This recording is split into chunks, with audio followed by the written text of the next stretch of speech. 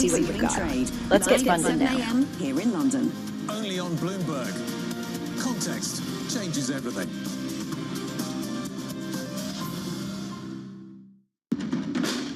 There is this real momentum from Wall Street. We are basically deep in the European earnings season. Take a look at how we're faring when it comes to Asian markets. Bloomberg loves earnings. I know it's like your Super Bowl, right? I can't wait. It's like opening presents in the morning. All right, it will be exciting. Nobody covers earnings like Bloomberg. Welcome to the world of decentralized finance. Massive outperformance from Bitcoin. Bloomberg's covering all things crypto, the people. The tectonic shift emanating from Washington. All we're looking for is clear rules and an ability to build in the United States. Crypto shouldn't be partisan. The transactions. Really a record-breaking moment. Crypto VC is back. And the technology. It's really the beginning of a global on-chain economy. And if America doesn't embrace it, we're going to be left behind. Bloomberg Crypto, only on Bloomberg.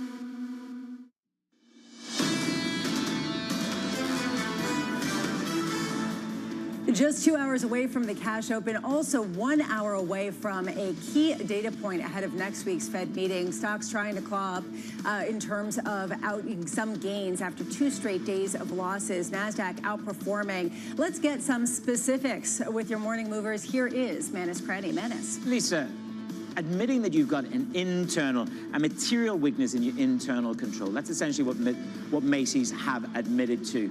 It has had a consequence. They've closed off their accounting issue. They've lowered their full-year profit outlook. And really, this is to do with the earnings per share. 225 to 250, down from 290. They're going to have a nip at the margins as well. This is the intentional hiding of $151 million in expenses. That hit the line at Macy's for $79 million. But as I say, they raised their full-year outlook. They're also contending with an activist investor who wants buybacks, who wants optimization of value, and that may mean rethinking the strategy and separating off the real estate as well. So there's a lot to contend with in today's announcement. GE Vernova, think about the gear maker for wind business in this country and the gas plants. They're saying we have humble wind orders. Onshore wind is flat. Why? Because the data centers are chewing up energy, and they're chewing up energy from gas. Gas is the #1 driver, 24-hour power delivery to the data centers. That frenzy in gas is driving gas over wind, and reliability is the critical issue there. So it's going to be time before the energy that the data centers want really rely on wind. GM, Mary Barra, again, rectifying some of the strategy here. This stock, she scrapped her robo-taxi business that she bought in 2016. It's called Cruise. It's going to save them about $1 billion a year. They're saying this is a crowded, competitive market. Just think Waymo. Waymo's worth $45 billion at the moment. And then you have Tesla coming into that space. So, yes, Mary Barra put $850 million into Cruise to keep it going in the earlier part of the year. This is a truth and reconciliation moment. That part of her business is over, and the talent that was driving Cruise, excuse the pun, will be folded into autonomous driving, along with a number of other teams about advanced, safe driving. So that's the news flow from GM. Thank you so much, Manus. I really appreciate it. Right now, we're focusing on stories elsewhere. Under surveillance this morning, President Biden is saying he will formally block the $14 billion sale of U.S. steel to Japan's Nippon Steel. A source is telling us here at Bloomberg he will cite national security concerns when the deal crosses his desk at the end of the month. And you can make different arguments about this takeover by Nippon Steel and the viability of U.S. steel alone. But there is this question of the way this has gone down, Emery. Everyone is talking about the fact that this looks very political. CFIUS is supposed to be about national security concerns, not because it's an election year and you're trying to shore up votes of rank-and-file union workers in Pennsylvania. But President Biden and President-elect Trump both said that in this gut, really, for protectionism, that they would block this deal, that Nippon Steel should not be able to take over U.S. Steel. What I find fascinating is that still a lot of political pressure around this. Nippon Steel feels like a last-ditch effort, has worked for months to build support, announcing separately yesterday a plan to offer $5,000 bonuses for every steel worker if the takeover closes.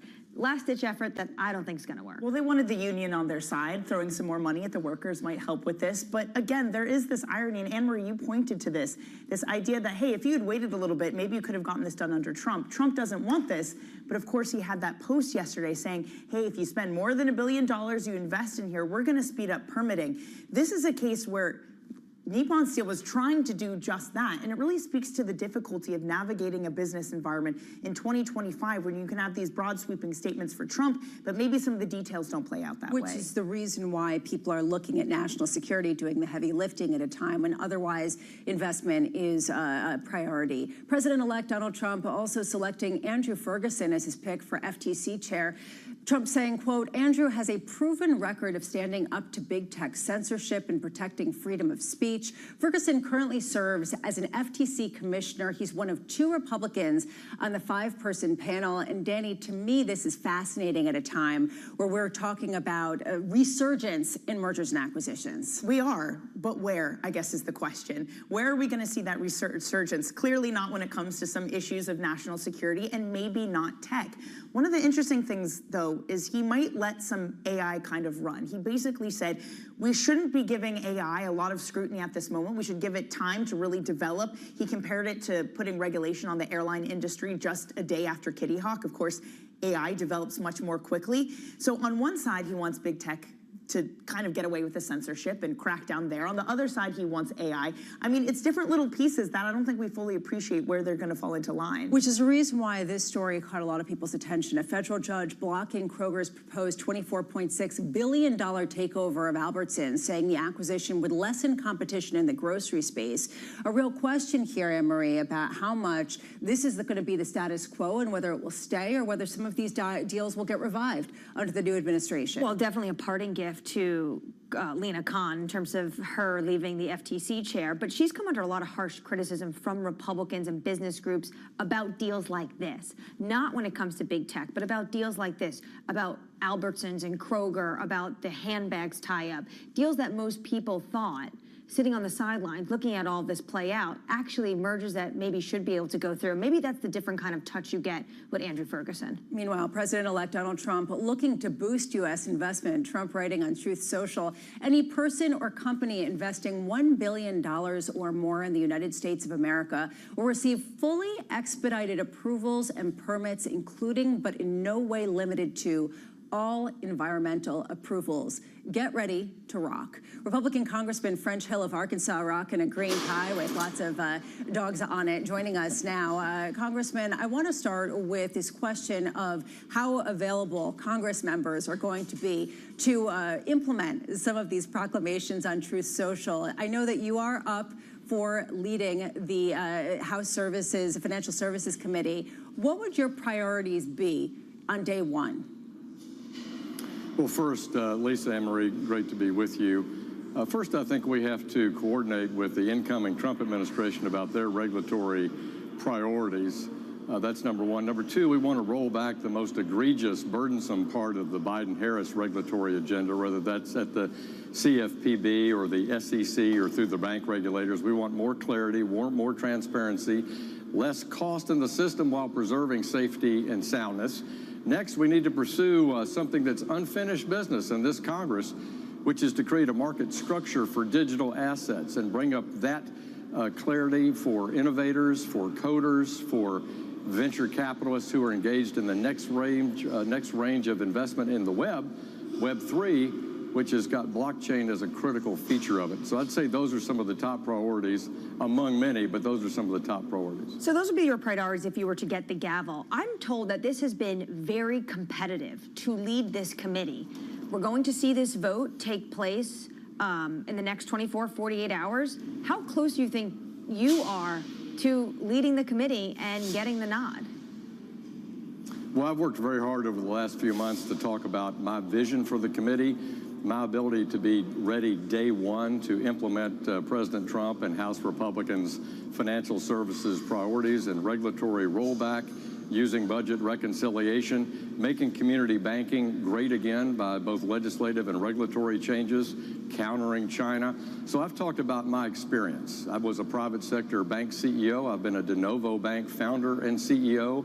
I've been a public company director and, of course, worked in both the executive branch and the legislative branch, specifically on economic and financial services policy. So I've talked about why I believe I'm the best candidate based on that management experience, that ready-to-go vision I have for the committee and the work I've done here in the House. When it comes to the first 100 days of the Republican sweep through the House and the Senate and the White House, there's a debate now. An incoming Senate Majority Leader John Thune is talking about that he wants to do two bills, border and energy in one and tax cuts in another. But your colleague in the House, Jason Smith, wants one large package with immigration, energy, as well as those tax cuts. What do you think is the best path forward?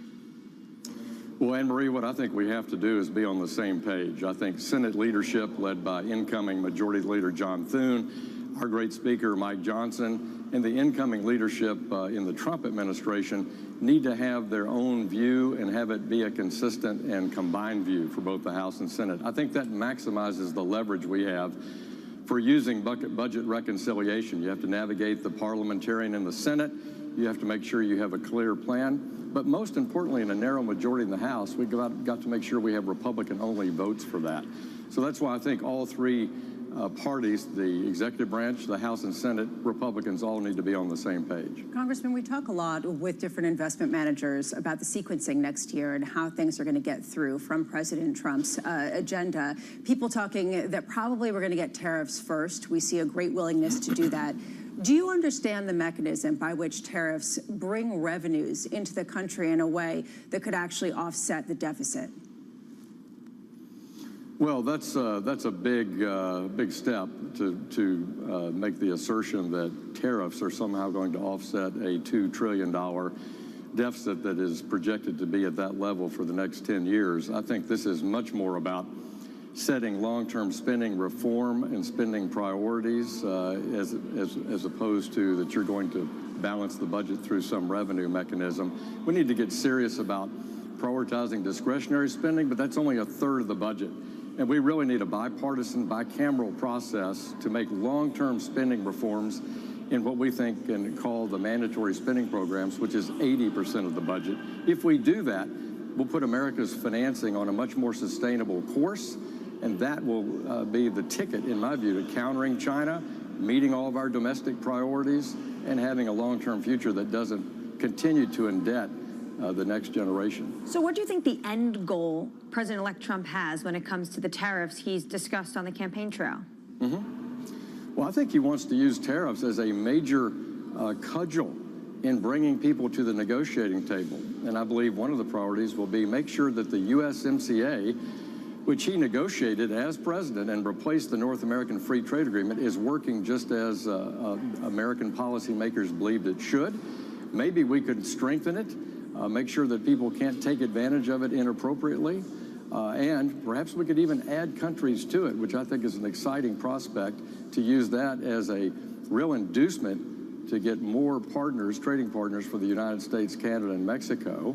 And I think that would be a real ticket to bring FDI, that the president talked about yesterday, foreign direct investment, coming into the United States. Congressman Hill, just to be clear then, is it your expectation that we will not see sweeping tariffs, that it is simply a negotiating ploy? I think it's a principal cudgel that the president has in bringing people to the table to get better open access for American products and be treating our services and merchandise fairly and make sure that we can get into other countries on a fair and equitable basis. And over the years, that's really deteriorated.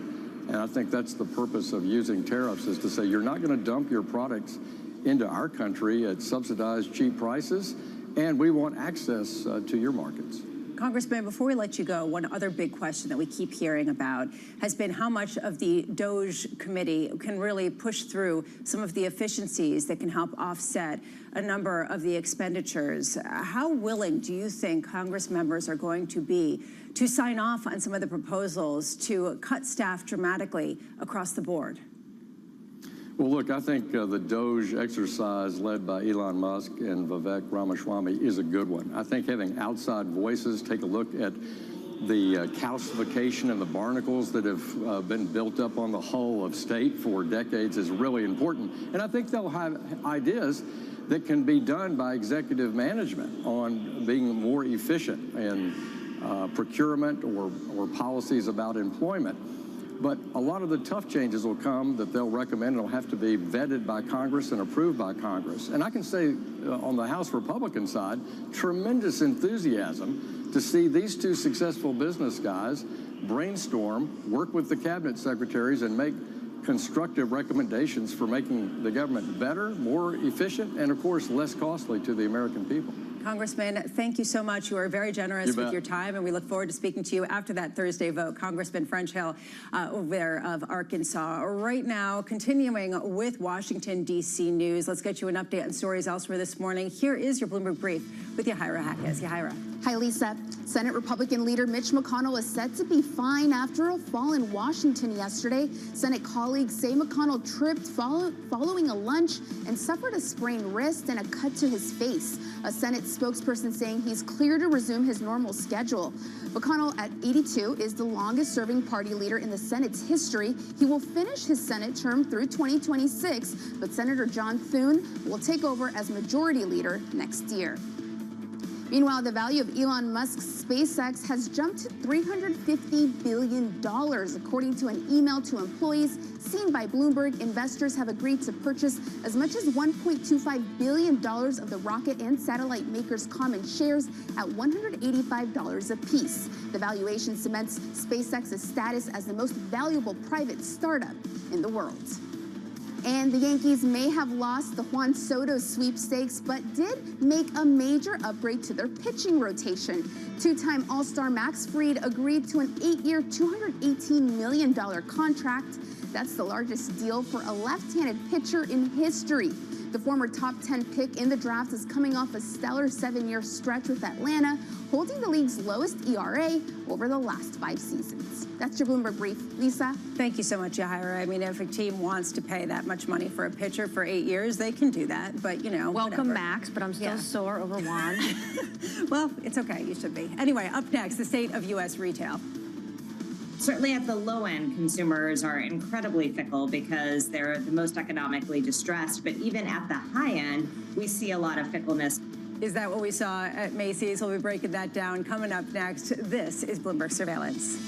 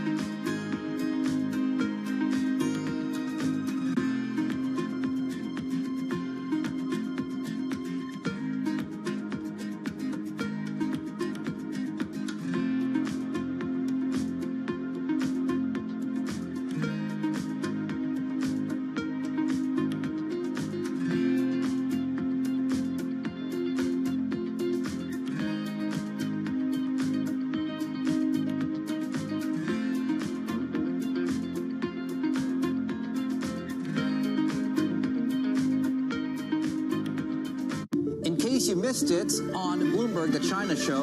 What's been the sentiment? What's been the reaction to this U.S. election outcome on the ground? They were pretty much ready for Donald Trump. There was a high expectation that he could return to the White House. We have dealt with him before, and after quite a few years, China simply is better prepared, and China, psychologically speaking, is much more prepared in dealing with him again. Probably are fully prepared for Trump to impose higher tariffs on China. What's the tone as they were talking to really a global investment? Right. The openness of China, including the capital markets, Hong Kong being an international financial center, will be extremely important in channeling global investors. Don't miss the China Show live every weekday.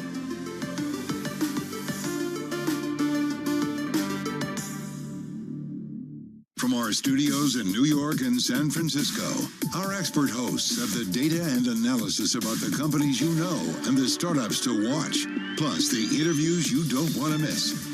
Watch Caroline Hyde and Ed Ludlow on Bloomberg Technology. the only daily business show dedicated to tech, right in the middle of the trading action. Every weekday, only on Bloomberg Television. Context changes everything. As we spend some time here on the broader presidential race. Let's focus in on European politics. Makes you wonder how politics might play out.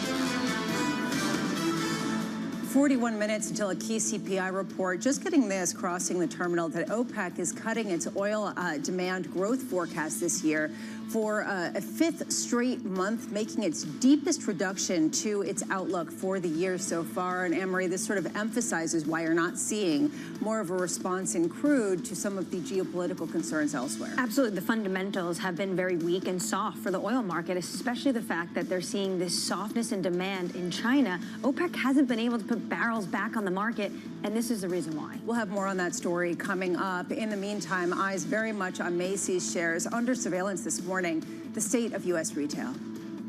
Certainly at the low end, consumers are incredibly fickle because they're the most economically distressed. But even at the high end, we see a lot of fickleness because those consumers, while they're still flush with cash, they have so much choice. And we see that in some of those U.S. numbers. And that's absolutely an issue that every business that is trying to attract higher end customers has to face. Here's the latest. Macy's shares taking a hit in pre-market trading. Third quarter earnings coming in below estimates, with the retailer cutting the profit outlook after an employee intentionally hid over $150 million in delivery costs. Macy's saying it found material weakness in its internal controls. Joining us now is Dana Telsey of the Telsey Advisory Group. Dana, what went wrong with Macy's? Was it really just an errant employee?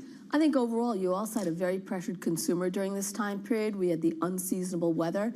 You did see some improvement, like in their Bloomingdale's division, where the comps turned positive from negative.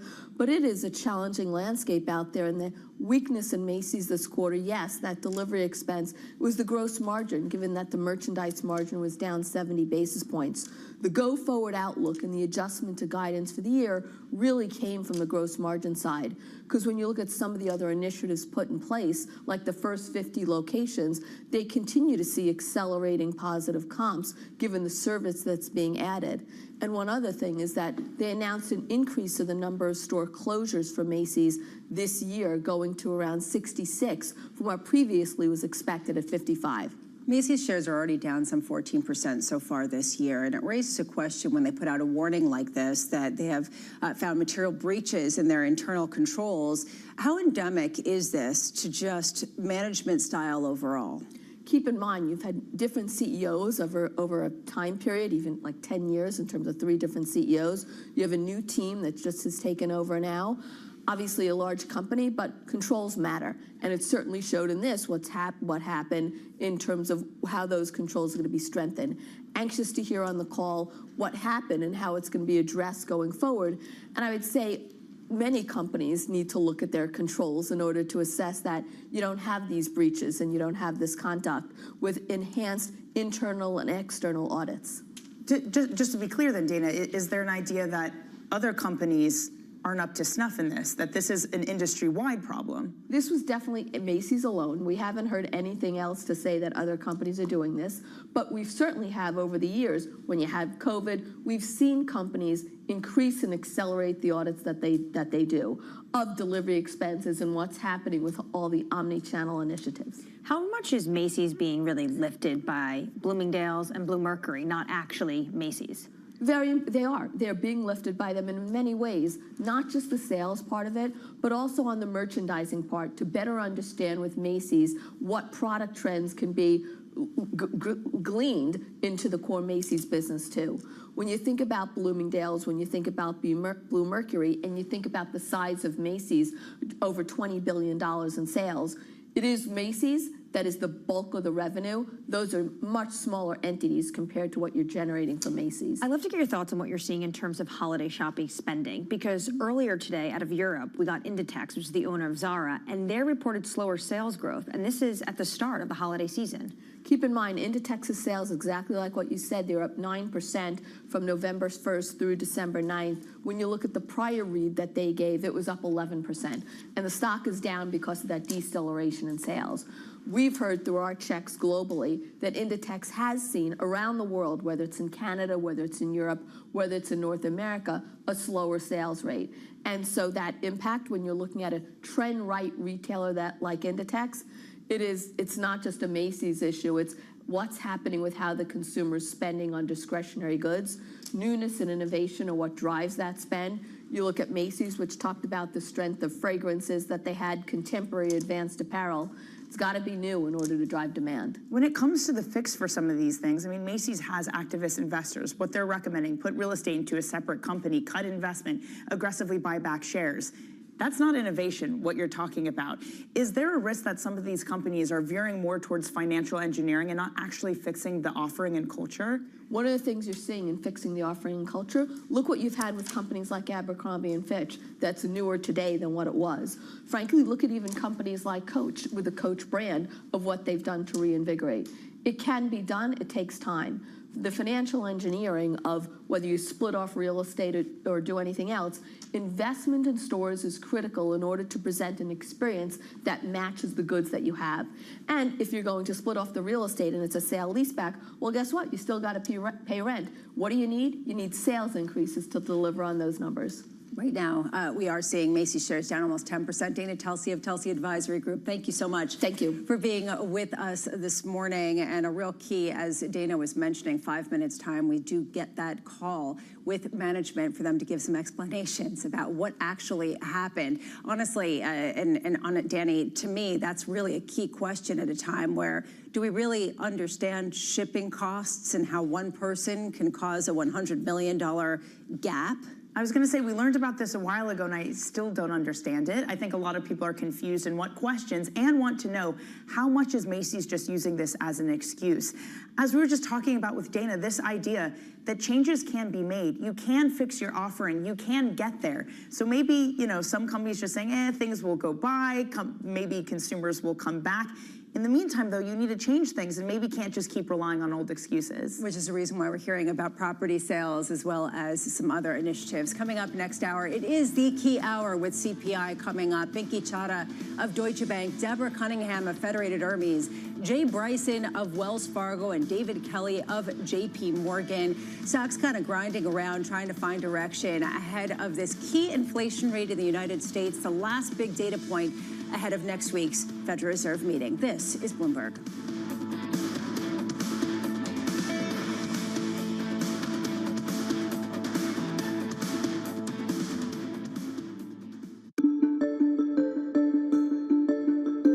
One of the institutions you've been very philanthropic with is your alma mater, Harvard. But recently, you've been very public about your criticism of the way Harvard handled the events of October 7th and their aftermath.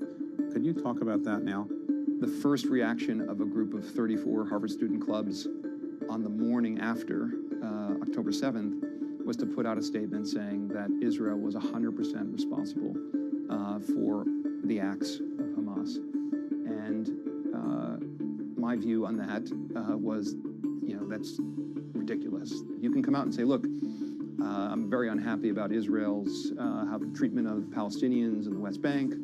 Or you can say, we can talk about Gaza Strip, but you can't support terrorists, and particularly terrorists that rape and pillage and murder and burn and take hostages. Well, I got actually a text from a CEO in my industry. He's like, Bill, you know the people at Harvard. I'd like to know who the students are behind these clubs, so I make sure I don't inadvertently hire them. And so I tweeted out that sort of made that point. And caused a bit of a firestorm, and I got a lot of pushback. Why are you picking on students? And I said, look, you can't hide behind a corporate entity if you're going to support terrorism. The countdown is on. Everything you need to get the edge at the end of the market day. Big tech earnings kick off later this afternoon. Gilead is coming out right now. We have take two numbers. Back to the markets, right? Our bread and butter. NVIDIA is one of the best stories in the tech space. That actually matters a whole lot more. It might shock some of your viewers. You're watching The Close. Get ahead of tomorrow's trading with The Close. Weekdays on Bloomberg. Context changes everything.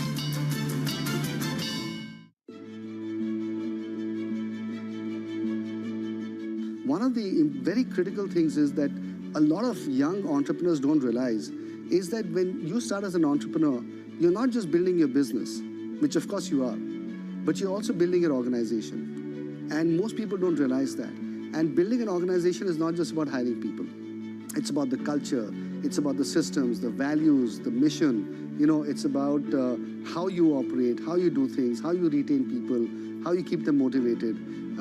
So it's all of those things put together. And over time, you realize that, you know, a lot of effort has to go into it. And then eventually you have an organization that has a life of its own. It's, you know, and it's sometimes you look at it and you marvel and you think about, you know, how was this created? And was I the person that was behind getting this thing done?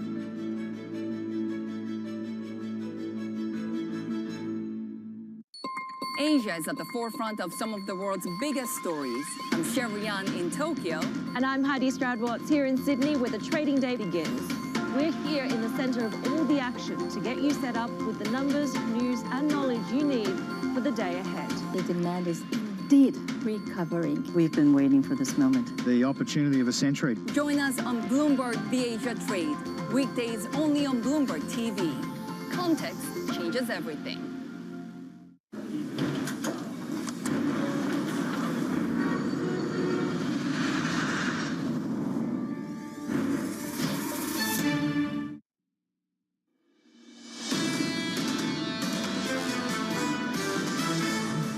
Comes down to whether or not we see a unexpectedly higher CPI number. If inflation suddenly starts to reverse, that could really cause them to pause at the December meeting. If we get a stronger reading, then what you would see them do, I think, is still cut in December, but say, you know, we might be at that point where we would slow the pace of cuts. We think that there is going to be a bit of upside surprise in these numbers. Maybe we are either moving sideways or actually having a risk of inflation beginning to move higher. This is Bloomberg Surveillance with Jonathan Farrell, Lisa Abramowitz, and Anne-Marie Hordern.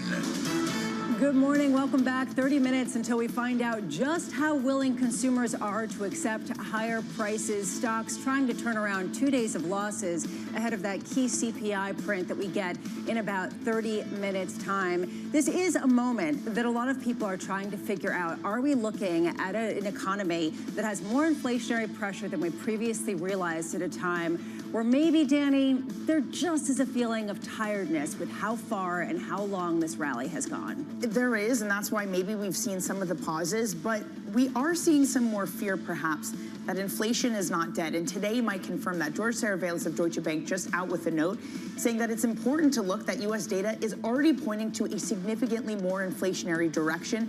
He points to housing inflation forward indicators that are picking up, immigration flows that have already slowed. So he says, look, even if we get a cut from the Fed this month, it's going to be a long pause after that. And Deutsche Bank was talking about actually it might be more than the 0.3% month over month that the market is expecting. And if that's the case, that would actually be the highest monthly number in 7 months. So what does this mean already when everyone's talking about next year's policies that could be inflationary? And it's just a reminder that what a lot of economists told us in the very beginning as the Fed said they were going to have this fight down to 2%, the last mile is going to be the hardest and it's going to be the stickiest. Which is the reason why Bank of America or derivative strategists came out overnight and said the market is underpricing CPI risk. And then we get this. Macy's comes out and explains why it saw, maybe giving some more light at least, on why it saw $100 billion removed off its top line from an errant employee. It just raises a question, Danny, about how much we're seeing consumers push back in real time about how much they're willing to spend, about how much they are willing to buy at a time when otherwise things are kind of reaching equilibrium, this idea of disinflation. It's such a weird thing to look at a Macy's and look at these various consumer discretionary companies that are struggling on one hand, and on the other hand, have a conversation about airlines and say, everybody is going to be traveling to Europe, everybody's spending all this money, everybody is going on cruises.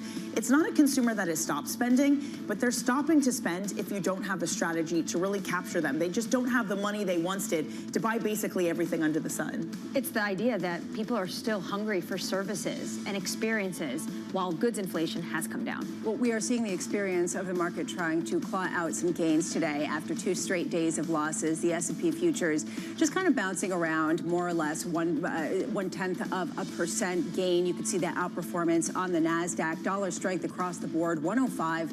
On the euro-dollar cross, you could see yields creeping just a bit higher. It would be the 4th straight day of yields ticking higher on the 10-year ahead of that key auction later this morning. And crude prices off their earlier highs as we did get that OPEC news on potentially a reduced demand. Here's what we got coming up. Binky Chadha of Deutsche Bank with stocks looking to bounce back from 2 days of losing. Deborah Cunningham of Federated Hermes on why investors can keep cash on the sidelines, and David Kelly of JP Morgan on why there's little evidence of mounting inflation pressures. We begin this hour with stocks steady ahead of CPI due out in under 30 minutes. Binky Chadha of Deutsche Bank looking ahead to next year, like all of us. Our 2025 year-end S&P 500 target is 7,000. From a demand-supply perspective, positioning is already near the top of its long-run band with little room to rise. We see robust equity and bond inflows continuing, boosted by strong risk appetite, though we are factoring in some slowing in the pace. Binky joins us now. And Binky,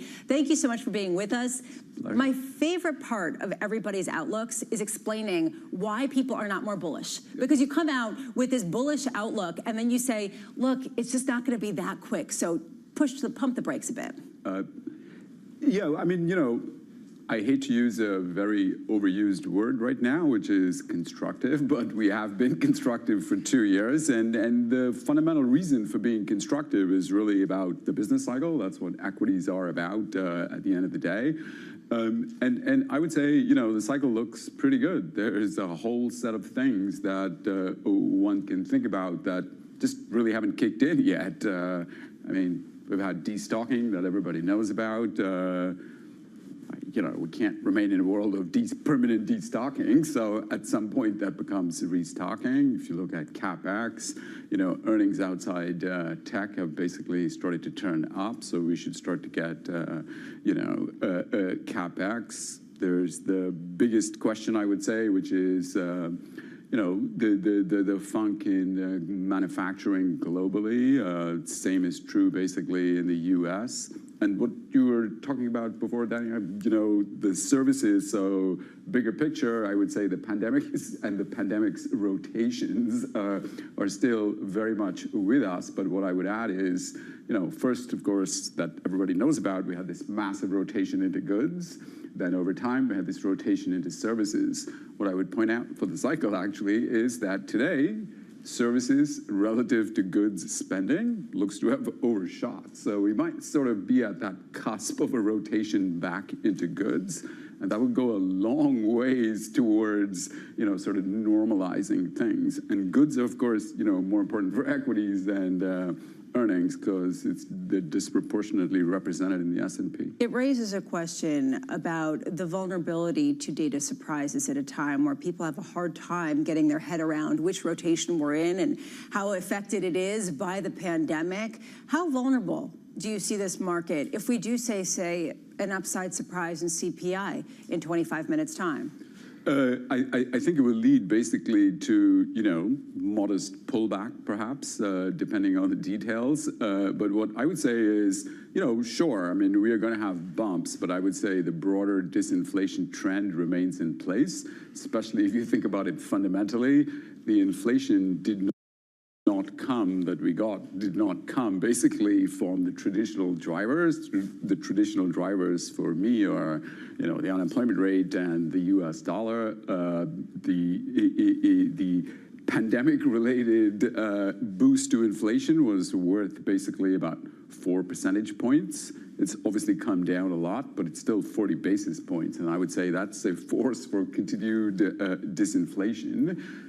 Most people didn't believe that 4% was going to go away. We're down to 40, so I'm sticking with the disinflationary forces basically remain in place. We will have plenty of bumps. I mean, I think Q1 and what happened in Q1 this year, the residual seasonality, I think all of that's well known. So I think it is going to be a little bumpy, but I think the broader trend, remains very much in place. One of the other things we've seen a lot of 2025 outlooks and ones that do forecast the equity market continuing to gain is how you talk about valuations and how valuations are justified or not. UBS had theirs out this week saying that it's justified to be above the long-term average because of technology. BlackRock saying that the business cycle, it basically doesn't exist anymore because of the AI excitement and what that means. What do you make of that piece of the picture? Yeah, so I think on valuations, the first point that I would emphasize is that it's not coming from here, it's not coming from there, it's coming from everywhere. The market is expensive. There's no getting around that fact. We're basically trading at 24 times trailing when the historical average is sort of 15 times, 15.3 times. It's a big topic, but I would say there's also plenty of fundamental reasons for why valuations have gone up. And I would point out that valuations actually went up. So we just spoke about the 15 times. Just look at a chart of the S&P 500 multiple for the last 100 years. It's barely gone below. It's meant to be an average, which means you get sometimes above and sometimes below. But since the late 80s, early 90s, we've barely gone below 15 times. So that move up happened earlier. So the question is really to understand why it went up. I would say it's not something that happened this year. And so, obviously valuations went even higher this year. But what I would say is, number one, we basically now live in a 2% inflation world rather than a 3% inflation world. That's a little better for multiples, gives you a multiple point, maybe a little bit more, not a whole lot. But I would say the key thing that has really changed is payout ratios. Payout ratios historically ran between 50 and 60%. Late in the last cycle, we're running for several years closer to 80%. That's a 45% increase in payout ratios. And if you remember your present value math of, that tells you the fair value multiple should go up by 45%. Now, that's probably too much, but, there are fundamental reasons, and there are, I would argue, several others. One of the things that when it comes to payouts that's really helped is just benign corporate credit spreads, that you can keep borrowing, you can issue large buybacks because of that. How much in 2025 are you looking to that market and seeing any potential widening that might disrupt some of these good trends? Yeah, so what I would say, the leveraging up to do the buybacks, that's really a myth. Most of the buybacks come from the most unlevered companies, and the most levered companies don't do any buybacks. So, obviously there's a case here and a case there, and generally levered buybacks produce negative, not positive reactions to the stock. So that's not really an issue. The way we think about buybacks is simply that, companies get earnings, they convert it to cash flow, you pay out your dividends, do what CapEx you want to do, and what's left over basically is returned to shareholders in the form of buybacks. So, so we have buybacks next year going up in line with earnings, about 11%. I'd love to get your thoughts on policy, because companies are waiting to hear about the tax cuts and potential tariffs, and you think the sequencing will be similar to Trump 1.0. It's a working assumption, is the way I would put it. Right, but why? Why do you think he'll wait so long for tariffs when, arguably, he's already negotiating tariffs right now with China, Mexico, and Canada? Yeah, so when you think about basically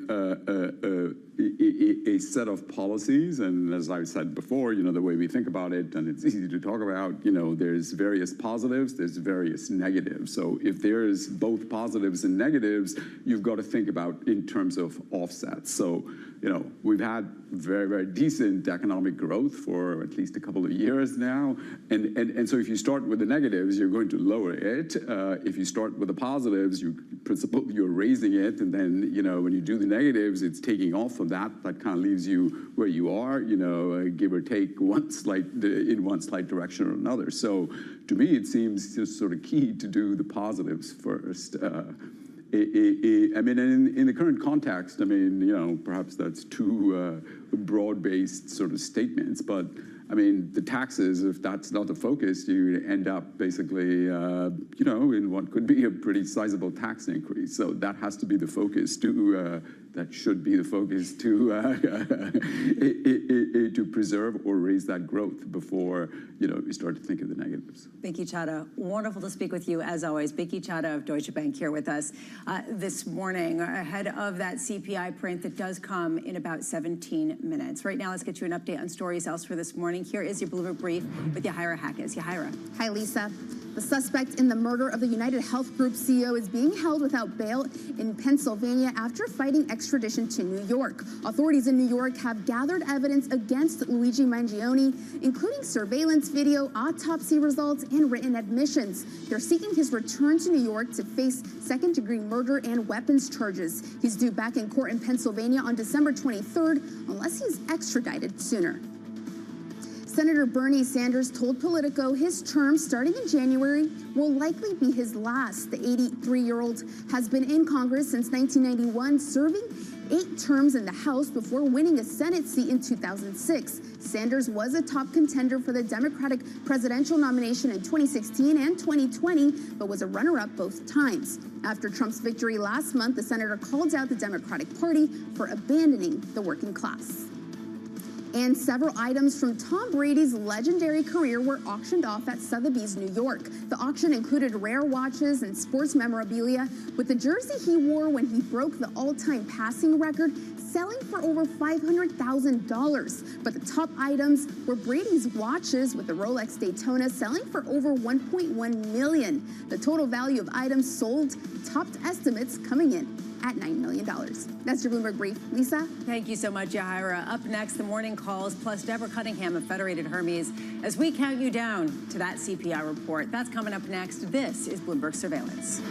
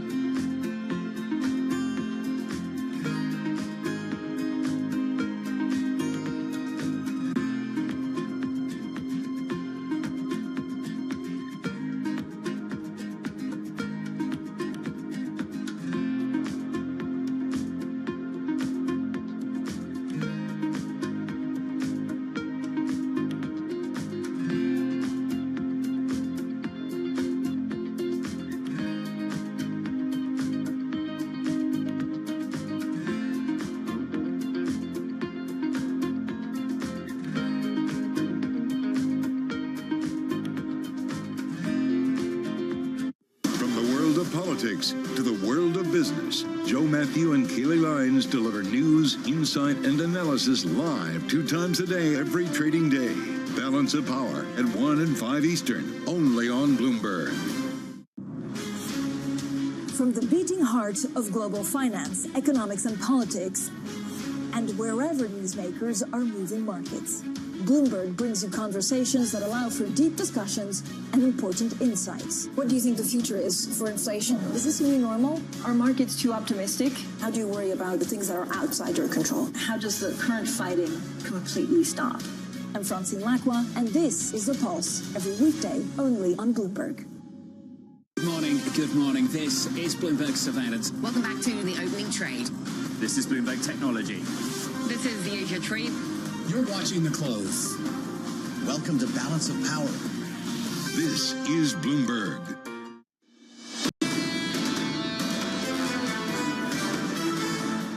13 minutes until the CPI report that will be the last major data release ahead of the FOMC meeting next weekend. Right now, you're seeing markets trying to eke out gains after 2 straight days of losses. S&P futures up 0.1%. I'm looking at 10-year yields up about 2 basis points, 424.58. A question about how much it really sets the tone when we get CPI for the auction of 10-year notes later today. Time now for the morning calls. First up, Morgan Stanley resuming coverage of JetBlue with an equal weight rating, expecting demand to remain resilient. Next up, Deutsche Bank raising its price target on Southwest to $35, saying airline stock valuations remain attractive. And finally, JP Morgan raising its price target on Netflix to $1,010, citing strong content and healthy organic growth in all the households with children who are purchasing certain shows repeatedly and watching them when they should be doing their homework. Turning to CPI, due out in just a few minutes from now, the data could help predict the Fed's final rate decision of the year. Deborah Cunningham of Federated Hermes saying if policymakers slow the pace of easing due to concerns about inflation stalling or trending back up, money markets likely will see yields stabilize at elevated levels. Deborah joins us now. And Deborah, I really enjoy your notes and I enjoy your point because it really kind of challenges this idea of money on the sidelines. Does that money stay on the sidelines in those money market accounts if there is this sort of higher neutral rate for the Federal Reserve? We definitely think it will, Lisa. The expectation had been, and, we'll see after the Fed's dot plot comes out next week, but it had been at 2.9% from the FOMC themselves. We had it a little bit higher at 3 to 3.25, but we're raising that. We're raising that at something that's more like 50 basis points higher, 3.25 to 3.75, based on what we think continues to be a pretty strong employment picture, an inflation environment that continues to be a little bit maybe disconcerting. It's stabilized. It's no longer coming down, and the expectation of policies from a new administration standpoint in 2025 that perhaps take those inflationary numbers upward again. When you look at immigration, when you look at tax law changes, when you look at tariffs, when you look at regulatory changes, all of those have the potential to become more inflationary in 2025. So I think the FOMC will be cautious, and rightly so. This is really the reason why you have seen people pile into money markets, because they're getting yield, and it's risk-free yield, essentially. What you've seen is almost $2 trillion into money market funds from the lows of just this year alone to nearly $7 trillion. Deborah, how much of this do you expect to just stay, given what you expect from the Federal Reserve? Our expectation is that at least 90% of it stays. Maybe there's 10% that's sideline cash that might move if they're enticed by, the equity market or some other aspect of their asset allocation. But quite honestly, if yields are still have 3 or 4 handles for a good portion of 2025, there's no reason, like you said, with it being a very low risk product, that doesn't continue to have appeal. And it's appeal broad-based. It's not just one sector. The retail trade into money market funds really drove the bus in 2023 and the beginning of 2024 from a flows standpoint. But institutional have kicked in the second half of 2024, and we think that both of those sectors, both retail and institutional, will continue to be strong from a flow and a gain in asset standpoint in 2025. In the summer, though, Deborah, there had been this conversation that reinvestment risk is coming, that the Fed's going to start their cutting cycle, and that if you're not further along the Treasury curve, you're going to be missing out as yields finally start to drop. That's not what happened. We got a 50 basis point cut from the Fed, and since that point, 10-year yields have moved higher by 54 basis points. Deborah, what's the impact on investor psychology if those concerns of reinvestment risk literally played out the opposite as many had assumed it would? Well, I think what you end up seeing is the extension trade being something that's talked about on a regular basis, but not necessarily undertaken. So within products, within our own products, within short-term bond products, those portfolios have extended by buying longer dated paper, but still within the range of the short end of the yield curve. And what we haven't seen is investors actually moving a lot of their cash from the shortest end, the money market end of the curve, out into even those micro shorts to ultra shorts products. Yes, those cash flows in those products have turned positive, but not in a major way that would indicate a trend change. So I think you still see that contemplation continue in 2025 without a whole lot of real movement out of the money fund side. Well, Bank of America had a note out yesterday, which I guess I knew but didn't really think about until they laid it out, that every part of the U.S. Treasury curve beyond cash equivalents is still in a drawdown from the prior highs. Deborah, beyond cash equivalents, what place do Treasuries have in a portfolio right now? You know, Treasuries are obviously the most liquid, safest security in the world. But in a declining rate environment, even if it's not as much in a decline as what had been initially anticipated 6 months ago, or even 3 months ago for that matter, the portfolios that have a lag, weighted average maturity, like a money fund of 40, 50, 60 days, are going to keep a higher yield for a longer period of time. So particularly when you're looking at institutions who kind of choose between treasuries, direct securities and treasuries and money funds, their choice in this part of the cycle is going to be the money funds because of that lag. So I think, you know, there are places, obviously, from a treasury perspective, and there's lots of treasuries out there that can be used for a collateral standpoint with regard to repo, which is, you know, a big item for use within money market funds. But if you're comparing them particularly to money funds, I think in the current situation with rates continuing to be higher for longer, maybe not at the 5% level, but higher at 4%, then higher in the high 3%, you're going to want to stay in a product that lags those changes, and that's a money fund. Deborah Cunningham of Federated Hermes, thank you so much for being with us. 6 minutes to go until we get that CPI print, and here is how we are stacking up in terms of expectations ahead of that. The expectation of the survey, 0.3% in terms of month-over-month CPI gains. We can expect a 2.7% CPI year-over-year. That's up from 2.6% in the prior month. Meanwhile, if you're looking at a core, you're looking at 3.3% in line with what we saw the last reading around. Anne-Marie, it just raises this issue of how high is the bar for a surprise one way or another for this market to really wake up. Right, the market is... This is the really last data point, because when it comes to the labor market, it's okay. People say we're in an okay place now, even though everyone was talking about potentially the Fed thought the bias was to the labor market. Now people are worried about a potential reacceleration of inflation. And I go back to what the Fed was talking about in the sense that it seems like they want to cut, but they're waiting for the totality. And this is really the final number. And it seems like a bond market that's adjusted. You know, we like to talk about, is it offside some way? Is it going to surprise one way? And are we more vulnerable? The bond market pretty much flattened into this, positioning basically right-sized. So unless this is a huge surprise, is the bigger risk when we get the SEP, when we get the decision, and they maybe set themselves up for more optionality that after what's expected to be a cut is a long pause. We might kick that surprise can down the road to maybe next week. Coming up next, Jay Bracett of Wells Fargo and David Kelly of JP Morgan breaking down that key CPI print.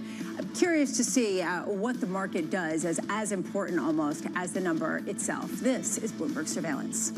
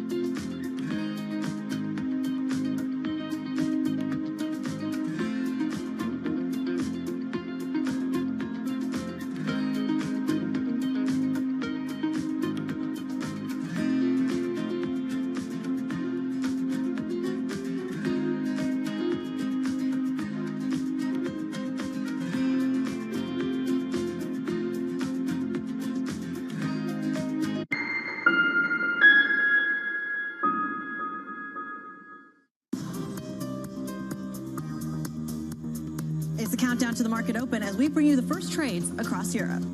We'll debate the most important stories and what will drive the big investment decisions throughout the morning. I'm Guy Johnson. I'm Kriti Gupta. And I'm Anna Edwards. Join us every weekday morning for the opening trade, live at 7 a.m. here in London. Only on Bloomberg. Context changes everything.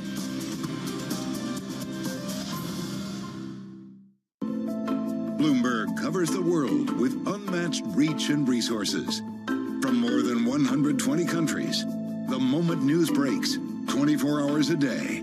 Bloomberg, context changes everything. Bringing you up-to-the-minute geopolitical news whenever and wherever it happens. I'm David Gura in Rio de Janeiro, Brazil, and this is Bloomberg. Welcome to the world of decentralized finance. Massive outperformance from Bitcoin. Bloomberg's covering all things crypto, the people. The tectonic shift emanating from Washington. All we're looking for is clear rules and an ability to build in the United States. Crypto shouldn't be partisan. The transactions. Really a record-breaking moment. Crypto VC is back. And the technology. It's really the beginning of a global on-chain economy. And if America doesn't embrace it, we're going to be left behind. Bloomberg Crypto, only on Bloomberg.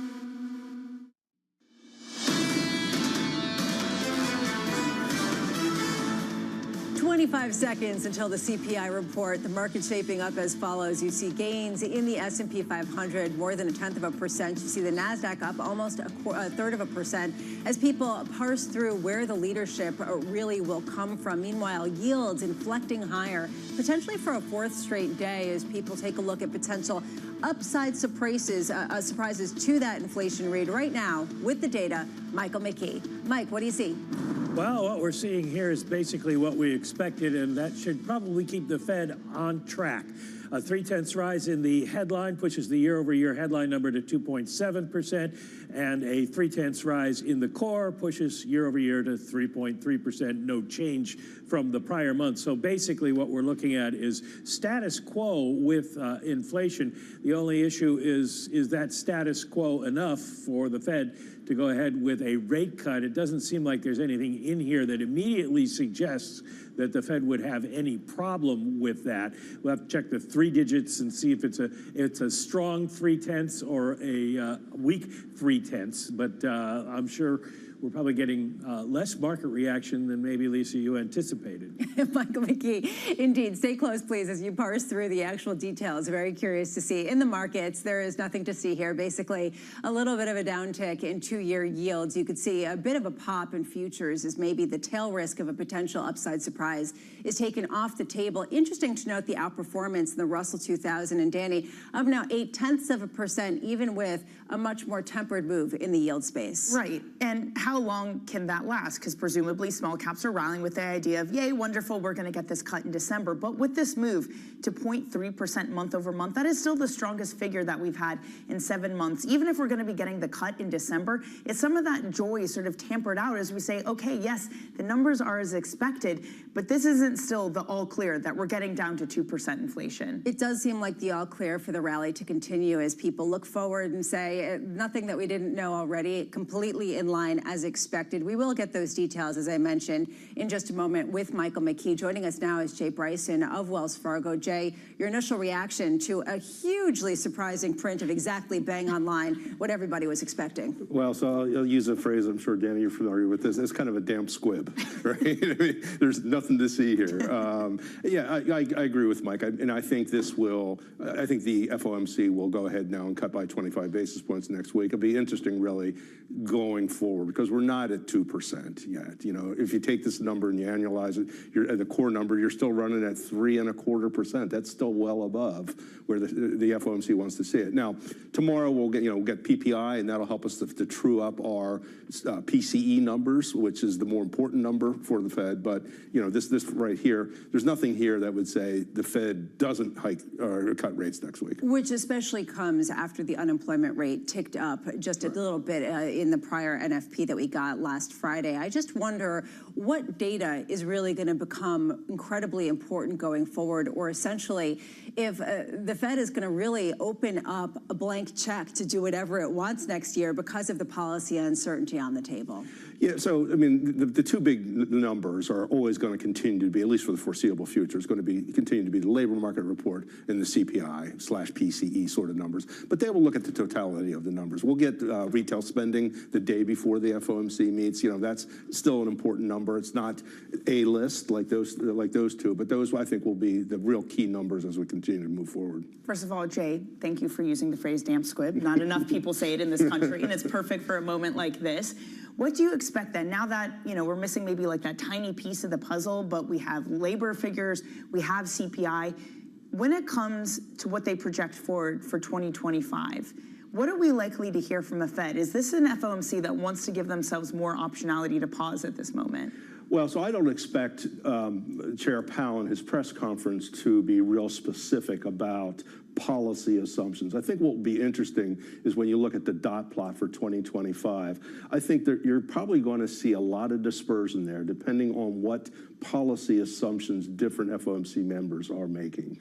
So, you know, if you're a president of a Fed somewhere and you think there's going to be lots of tariffs next year, you're probably going to have a higher dot than otherwise. And so we won't know what those assumptions are. I'm going to assume that during the FOMC meeting, there'll be a robust discussion about that, but we're not going to actually know what they discuss until 5 years from now when the actual transcripts come out. Right, but putting this all together, what's your base case for 2025? It feels like with this inflation data, basically, the Fed's given this green light to cut next week. But what about for 2025? So what we're assuming is what we've baked into our forecast is not the whole 10% across the board tariff, 60% on China. We've kind of taken half of that, and we've said, okay, we think it's probably going to come maybe in the second half of the year. So our base case is in the second half of next year, you see a big slowdown in the U.S. economy because of these tariffs draining purchasing power, and then inflation coming up. And so, you know, we have the Fed stopping in the summer of next year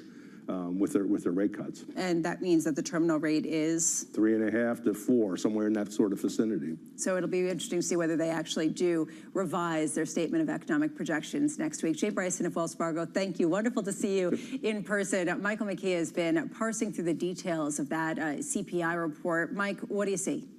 Well, let's start with the overall CPI because everybody's looking at the three-digit number to see how strong it was.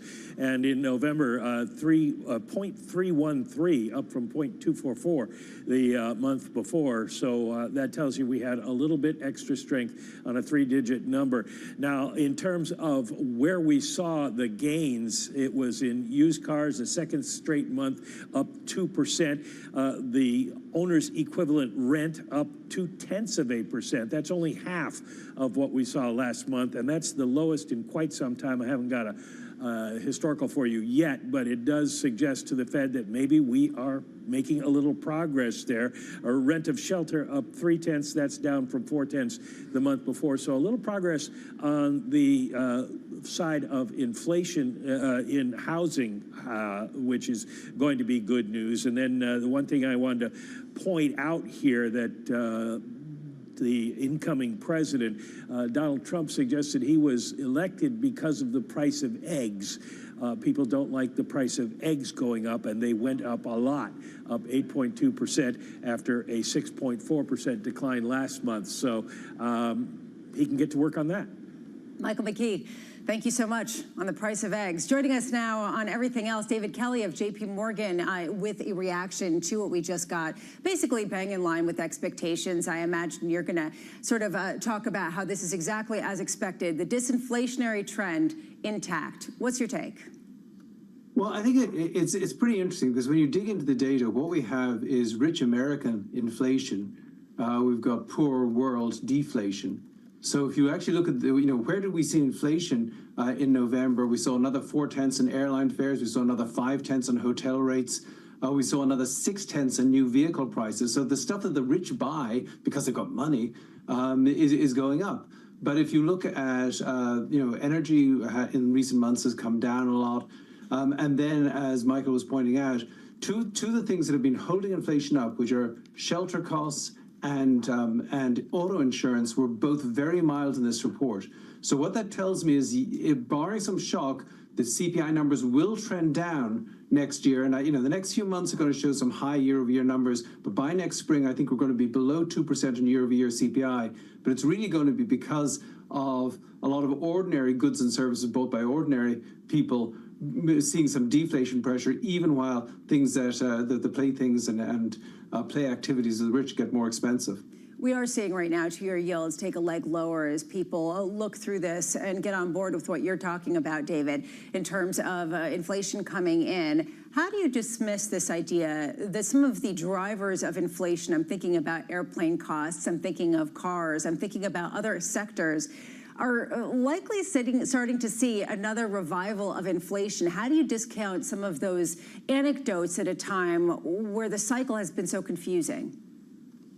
Yeah, I don't think that's likely to happen barring some policy change. Well, what I focus on a lot is things like labor costs, and we see no evidence that American workers are getting the kinds of wage increases which would ultimately generate inflation from below. So I don't think that's what's going to happen. But I do think that when the Federal Reserve looks at it, they're going to have to look with one eye on what's really going on in the economy right now, and one eye on what might be coming in terms of policy going forward. So I do expect that the dot plot next week will be a little bit more cautious than the one in September. I think they'll try and take some rate cuts off the table here in the out years, even though I expect they'll cut in December. So right now, I'd say the inflation story is still benign. It's cooling very slowly, but it's still cooling. But the question is, what are we going to do to that when we attack this with policy changes next year? And of course, David, the Fed is not political. But how do they avoid a potential political firestorm if they start to take cuts off the table for 2025 in what will be the first year of Trump's second term as president? That seems like something that would absolutely invoke a Truth Social, a tweet, a post, or whatever you call it on X now. Well, I think they should try and sneak it into the summary of economic projections right now, rather than disappoint with not cutting rates when people expect them to next year.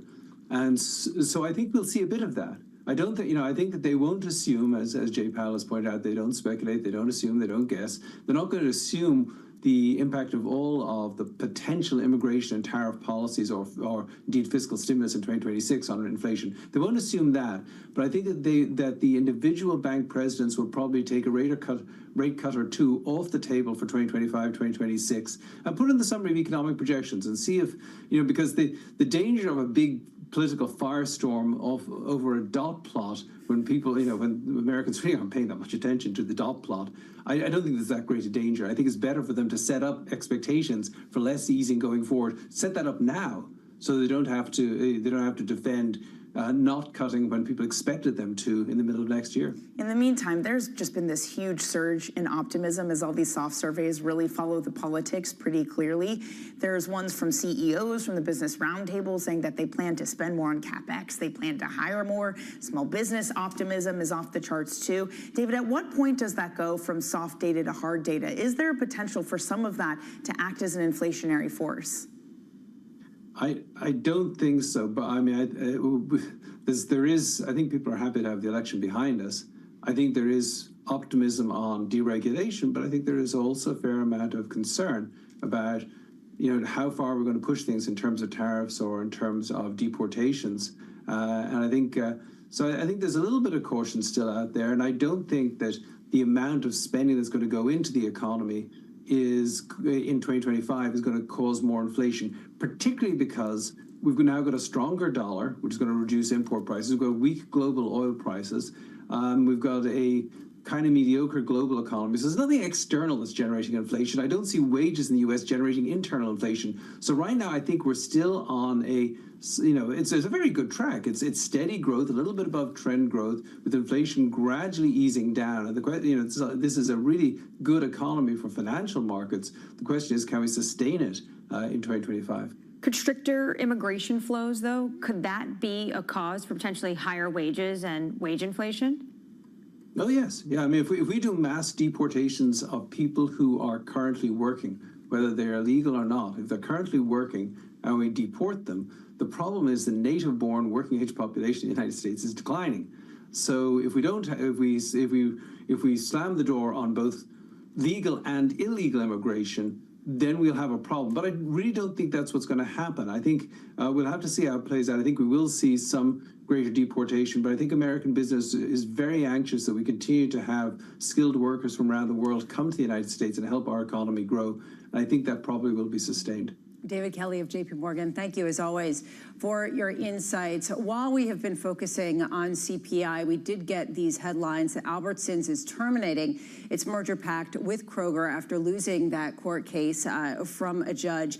Also suing Kroger for gumming up the works, ignoring regulators' concerns, and basically seeking billions of dollars in damages in addition to the immediate $600 million fee, Emery. Yeah, so the saga continues. I mean, this is the fact that the deal, we know the judge is saying cannot go through, a nice parting gift to the FTC's Lena Khan, but now Albertson is saying that Kroger refused to offer an adequate divestiture package, and they're suing them. I think that's really interesting because that's actually the exact point that many analysts raised about this deal, saying that this is a problem because Kroger essentially said that they would sell off some of their stores to CNS Wholesale. People at the time said, this is a grocery chain that doesn't have the strategy to make itself a competitor on the lines with the new Kroger and Albertson. And not only that they didn't divest the stores where there were overlaps. They basically did some picking and choosing, saying, maybe we don't like this store. This is one you can have. So this is actually something that a lot of people raised at the time, saying,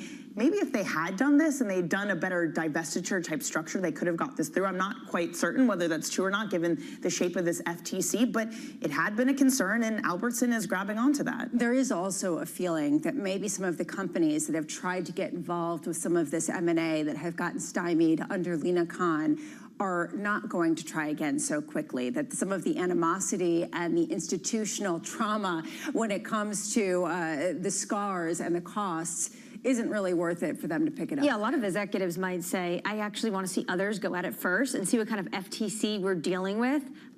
I'm just thinking, how much have lawyers made with this FTC on all these deals just collapsing? Yeah, well, although they are missing out on those deals that just didn't happen. Right now, let's get you an update on stories elsewhere this morning. Here is your Bloomberg Brief with Yahira Hackes. Hi, Yahira. Hi, Lisa. Just to reiterate that news, grocery chain Albertsons has filed a lawsuit against Kroger for breaching its merger agreement. Albertsons claims Kroger refused to offer an adequate divestiture package and ignored regulators' concerns. The company will seek billions of dollars in damages. It comes just after Albertsons said they will terminate the agreement. Yesterday, a federal judge blocked the deal to combine the grocery chains.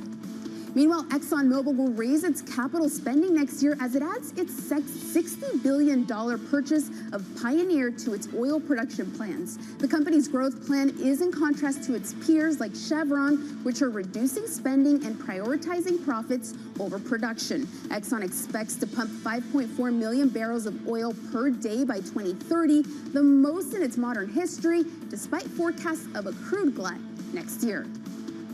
And General Motors shares rising in the pre-market, up 1.8% after the company said it plans to shut down its Cruise robo-taxi program, citing high development costs and reputational risks. GM had invested more than $9 billion in Cruise, and at one point it rivaled Google parent Alphabet's Waymo for robo-taxi supremacy in San Francisco and other cities. That's your Bloomberg Brief. Lisa? Thank you so much, Yahira. Thank you for today. Up next, setting you up for the day ahead, as well as a discussion on old technologies and some new ones. This is Bloomberg Surveillance.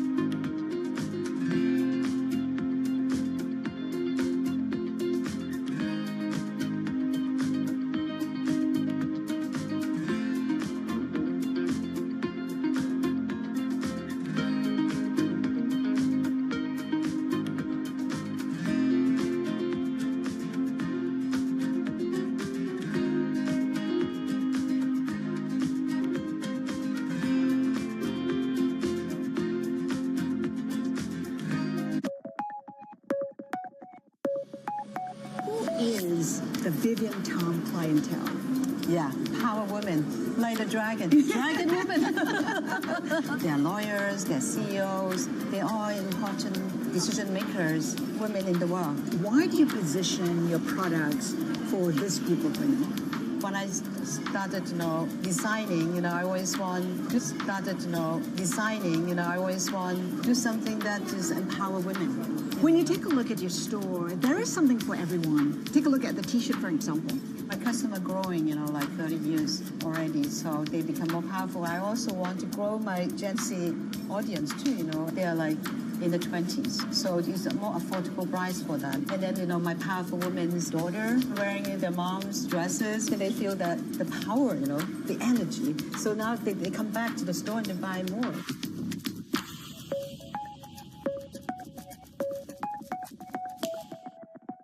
From our studios in New York and San Francisco, our expert hosts have the data and analysis about the companies you know and the startups to watch, plus the interviews you don't want to miss. Watch Caroline Hyde and Ed Ludlow on Bloomberg Technology, the only daily business show dedicated to tech, right in the middle of the trading action, every weekday, only on Bloomberg Television. Context changes everything. Middle East and Africa. Vibrant resources and high-yield investment opportunities abound. Join me on Horizons Middle East and Africa for the stories, newsmakers, and insight from this exciting region. Now weekdays, only on Bloomberg. Get your fixed income fix. Half an hour dedicated to fixed income. Watch Bloomberg Real Yield. Context changes everything.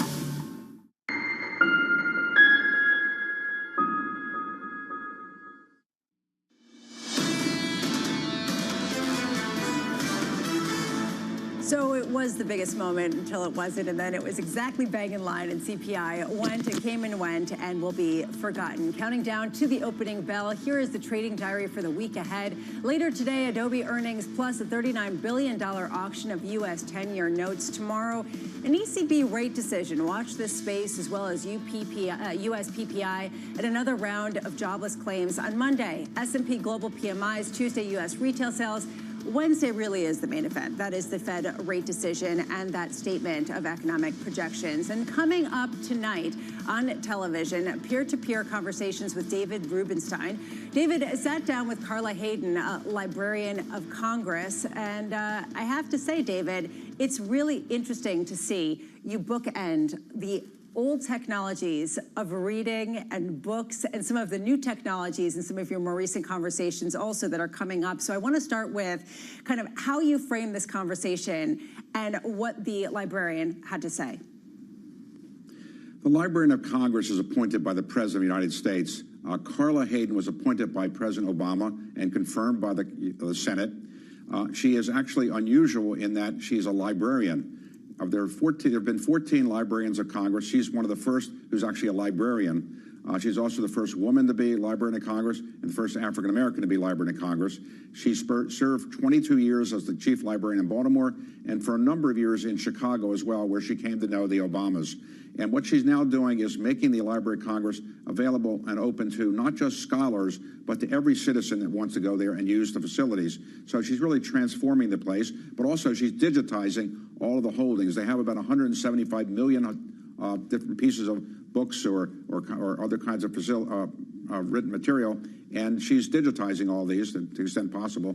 And so anybody will be able to get access to these through the digital methods. David, speaking of transformations, you also earlier this week sat down with Dave Ricks, the co-CEO of Eli Lilly, where he told you about this idea that their treatments could be used to treat addictions. How transformative are some of these things going to be in ways that have already reshaped society when it comes to issues like diabetes and obesity? So for those who aren't familiar, and maybe they've been under a rock, but their world has been transformed by these anti-obesity drugs, which initially started out as drugs to help you with other diseases, for example, diabetes. But now they're really used much more for anti-obesity. And in the case of Eli Lilly, its stock has gone up under Dave Ricks as CEO by about 1,000% since he's been the CEO. The market capitalization up 800%. It's a staggering success story. It's now the most valuable pharmaceutical company in the world by far. And their foundation is also probably the largest foundation in the United States by far. And it's incredible what this one drug has done for the health of people, but also for that stock. David, I want to get your sense. You're sitting in Washington, D.C. What you're hearing from both policymakers and business leaders when it comes to mergers and acquisitions. Yet last night, we got from President-elect Trump his new head of the FTC. He announced it's going to be Andrew Ferguson. Very different, potentially, from Lena Khan, who's very aggressive and challenging M&A. Do you think that we're going to see a groundswell of more merger activity? Well, hope springs eternal in the business community, of course. Because I think many people in the business community were not happy with the FTC chair. Whether the world will change dramatically, we don't know. There is some. I think business CEOs are probably looking forward to a new regime in Washington. David Rubenstein of the Carlyle Group, who always is busy considering that he owns the Orioles, that he interviews these top leaders and is tracking the progress and is the founder of Carlyle. Thank you so much for being with us. We always appreciate your time. You can watch David's interview with Carla Hayden, Librarian of Congress, tonight at 9 p.m. And don't miss this. In about an hour and a half, we have 10:30 a.m. this morning. Bloomberg Television has a David Gura's sit down with U.S. Treasury Secretary Janet Yellen. Do not miss this as she talks about her tenure and what she sees going forward. I have to say, I expected the CPI report to actually change some of the assumptions. It did not. It came in bang in line with expectations. You look at the internals, it doesn't change people's opinions. So it really raises the specter. And I'm curious your take on this. And Danny, what do you think the Fed is going to do when they talk about the lack of clarity going into 2025? That's the difficult thing. This CPI figure made it easy for them next week, but not for 2025. And what we've heard so far from the Fed is just giving themselves a whole lot of optionality, saying that, look, inflation is progressing how we want. Maybe we need to see how restrictive we are and how things progress. You're seeing a lot of language that gives them the ability to pause. It'll be interesting to see if what the dot plots look like. If you have some of those committee members, even though they're not saying it, preparing for a world where tariffs and tax cuts means that they can't continue to cut. So the green light basically set for the December meeting, but 2025, potentially, do you see a Fed that's on pause? Or if you do see tax cuts and tariffs become inflationary, do you go back to what we heard from the Peterson Institute for a month that potentially 2025 you can see a hike? Right now, you see a 97.7% chance being priced into Fed funds futures that there will be a cut next week. What comes after that is anybody's guess. Coming up tomorrow, don't miss this. Mike Collins of PGIM, Anastasia Amoroso of iCapital, Dana Peterson of the Conference Board, and Scott Cronert of Citigroup. Good morning. This was Bloomberg Surveillance.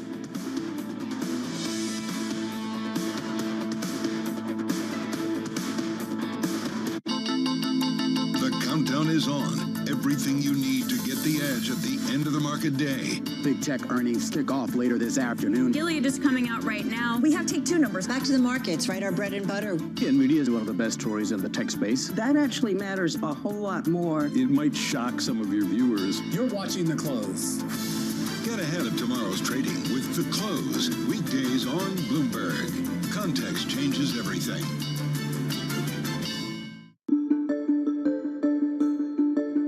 In recent years, you created an institute, the Jane Goodall Institute, and what is that designed to do? Well, that was started in 1977 when by then I had a little research station and 4 of my students were kidnapped and everything shut down. And so some friends of mine said, well, let's start an institute so that this research can carry on. Bless them.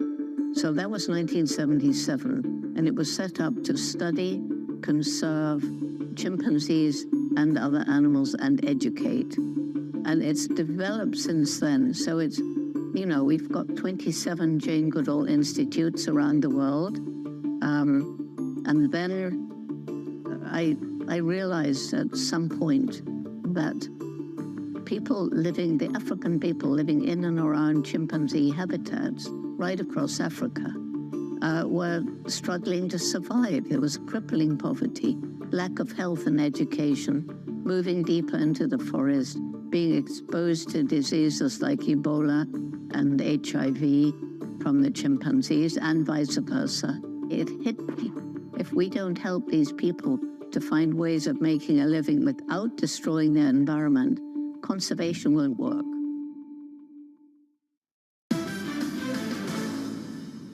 European countries need to think, do you want to compete as a small country or do you want to compete as Europe?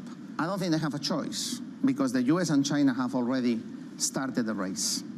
And Europe needs to follow. There isn't a European company in the top 20 largest firms in the world. That is a problem. What does it mean for individual countries within Europe? You can have more control and less growth, or you can have less control and more growth. If countries trust each other more and they build more European champions rather than each country having its own national champion, growth is going to be better, productivity growth is going to be better, the welfare is going to be better. But there is going to be less control at the national level. So right now, each European country wants to have its own telecom company, its own couple of large banks, Its own bank. its own large energy companies. And the question is, are you willing to surrender some of this control to European firms, which are going to be more productive, but you are going to have less control at the national level? It's a multi-trillion-dollar industry. We'll show you what's happening in ETFs like no one else. Bloomberg ETF IQ, only on Bloomberg. All right, futures rising after inflation came in exactly as predicted in every single category. 30 minutes until the start of the cash trade. I'm Matt Miller. And I'm Katie Greifeld. Sonali Basak on assignment, and Bloomberg Open Interest starts right now.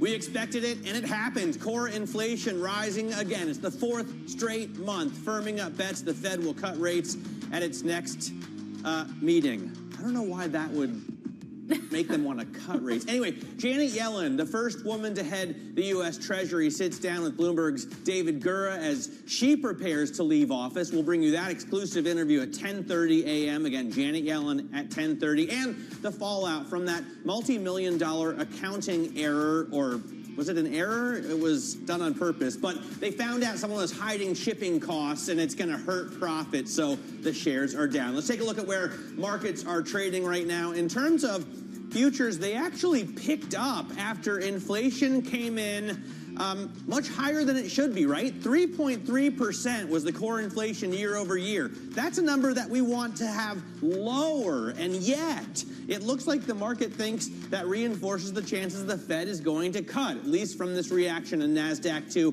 those futures up 0.6%. And investors are buying bonds, pushing the yield down. Okay, it's not even really 1 basis point at 422, but still, it's there. Well, Matt, as we talked about, the Fed is looking through inflation rising. Of course, they're going to cut rates. We know that.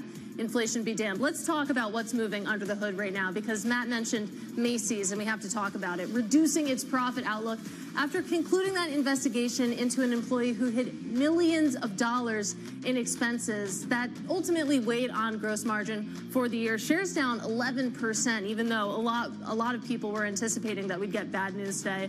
Let's talk about Albertsons, though. Of course, Albertsons terminated its proposed merger with Kroger after it was blocked by a judge yesterday. And then this morning, Albertsons also filed a lawsuit against Kroger, claiming that it failed to exercise, quote, best efforts needed to secure regulatory approval for the deal. Albertsons shares up about 2%. And let's end, this is C3AI, but I actually want to talk about Supermicro, because the CEO said that he's confident the firm will remain in the NASDAQ 100 amid concerns on Wall Street. Shares have dropped more than 50% since EY resigned as its auditor in October. I couldn't tell you what Supermicro is doing right now, but now I can. I know. Shares are down about 5%. Yeah, the same as C3AI. So in the end, it didn't really make a difference. There you go. Let's get downtown right now. Here in Manhattan, Goldman Sachs is hosting its annual financial services conference, and our co-anchor, Sonali Basak, is back from London. She's there at the conference. She's got a great lineup of interviews to bring us throughout the show. What are we looking at, Sonali?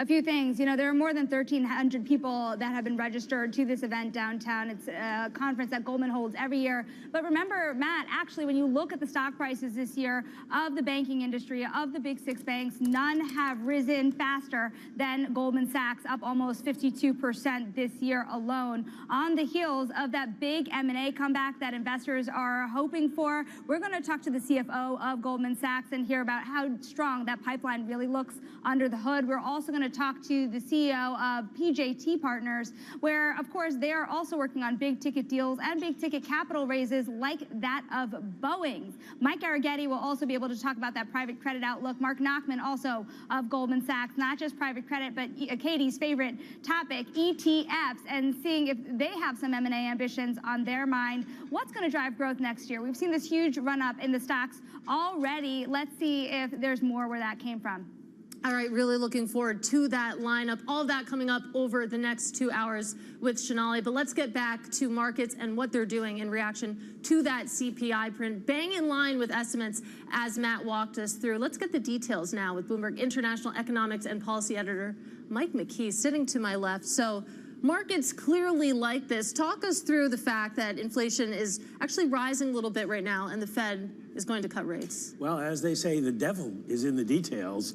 And let's stretch that out to keep these people in suspense here. First, talk about what happened. The headline numbers come in, as Katie says, bang on, up 0.3 for both the headline and the core. And they were a fairly strong 0.3. They were above the 0.3. They weren't rounded up to that. So it does suggest some inflation pressure. But now here's why. Take a look at what moved. Gasoline prices up 0.6. That hasn't been the case lately, and we're expecting it to go down again this month. Used cars were up, and we've had to sell a lot of used cars because so many were destroyed in the hurricanes. Car insurance, though, just up 0.1. And here's the big mover. Here's why the markets are excited. It's housing. Owner's equivalent rent comes in at the lowest since 2021, January of 2021, when Matt was still looking for a house upstate. It is the lowest number we've seen in quite some time, suggests that what the Fed has been waiting for may now be on its way, and that is downward pressure on inflation because housing is coming in lower. We'll see if that continues, but boy, that's something that everybody's going to look for in the December report. So where are we? Fed funds futures suggest a cut is priced in, as both Matt and Katie were saying. We were up to 97% certainty, which is about as good as you can do, given the way these things are calculated at this point. Now people believe that the Fed will go ahead. Nothing in these numbers, and especially that housing number, suggesting that progress is still being made on inflation. Yeah, to hell with data dependence, right? Mike McKee, thanks very much for that. Let's get to Victoria Fernandez. She joins us now from Crossmark, where she is Global Investments Chief Market Strategist. Victoria, great to have you on the program. What do you make of these markets? I mean, we want to rally, right? The Fed wants to cut. Nothing's going to stop us this month. Well, at least not the CPI number, apparently. So numbers came in spot on, as you guys have been talking about.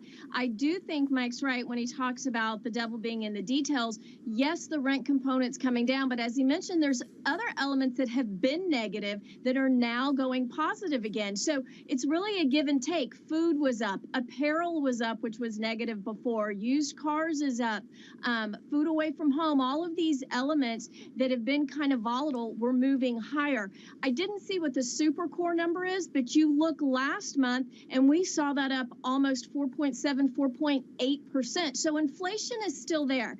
I think the fact that it came in as expected will not change, therefore, what the Fed is going to do at their meeting. It feels like they are very determined to cut rates, and that has been supporting the economy, not just central banks lowering, but the seasonality we have going through the end of the year and through inauguration. There's seasonality. Sentiment is high because we feel like there's going to be a pro-business administration coming in. That should be good for businesses, good for the labor market. So there's these elements that are supporting this economy, but I do think we have to be a little bit cautious once we get through the inauguration. Choppy markets will probably be coming back. What does cautious look like for you? How do you design a portfolio around that stance? What's your haven? Yeah, so when you're cautious, it doesn't mean you want to be out of the market. We're not going to cash. We have not gone to cash at all, through the last few years. It just means be in the market. You want to take advantage of the upside that we're seeing there, that seasonality and that positiveness that we're seeing. But we're looking for areas within the market where perhaps there are areas that have pulled back as of late, where the growth potential is there, where the valuations are not as high. So you look at something like financials, where you're getting outperforming the S&P overall over the last 12 months, but at a valuation that's about 60% of that of the market. So those are the types of things that you want to do. Find areas that you can invest in and still be part of the market, but be a little bit cautious. And I would say that means also adding some to fixed income and locking in some cash flow there. Do you look at anything, Victoria, that's underperforming in this, runaway mega cap market, or in another region, and say, I think that has some value? Probably where we're looking that fits that criteria is in healthcare.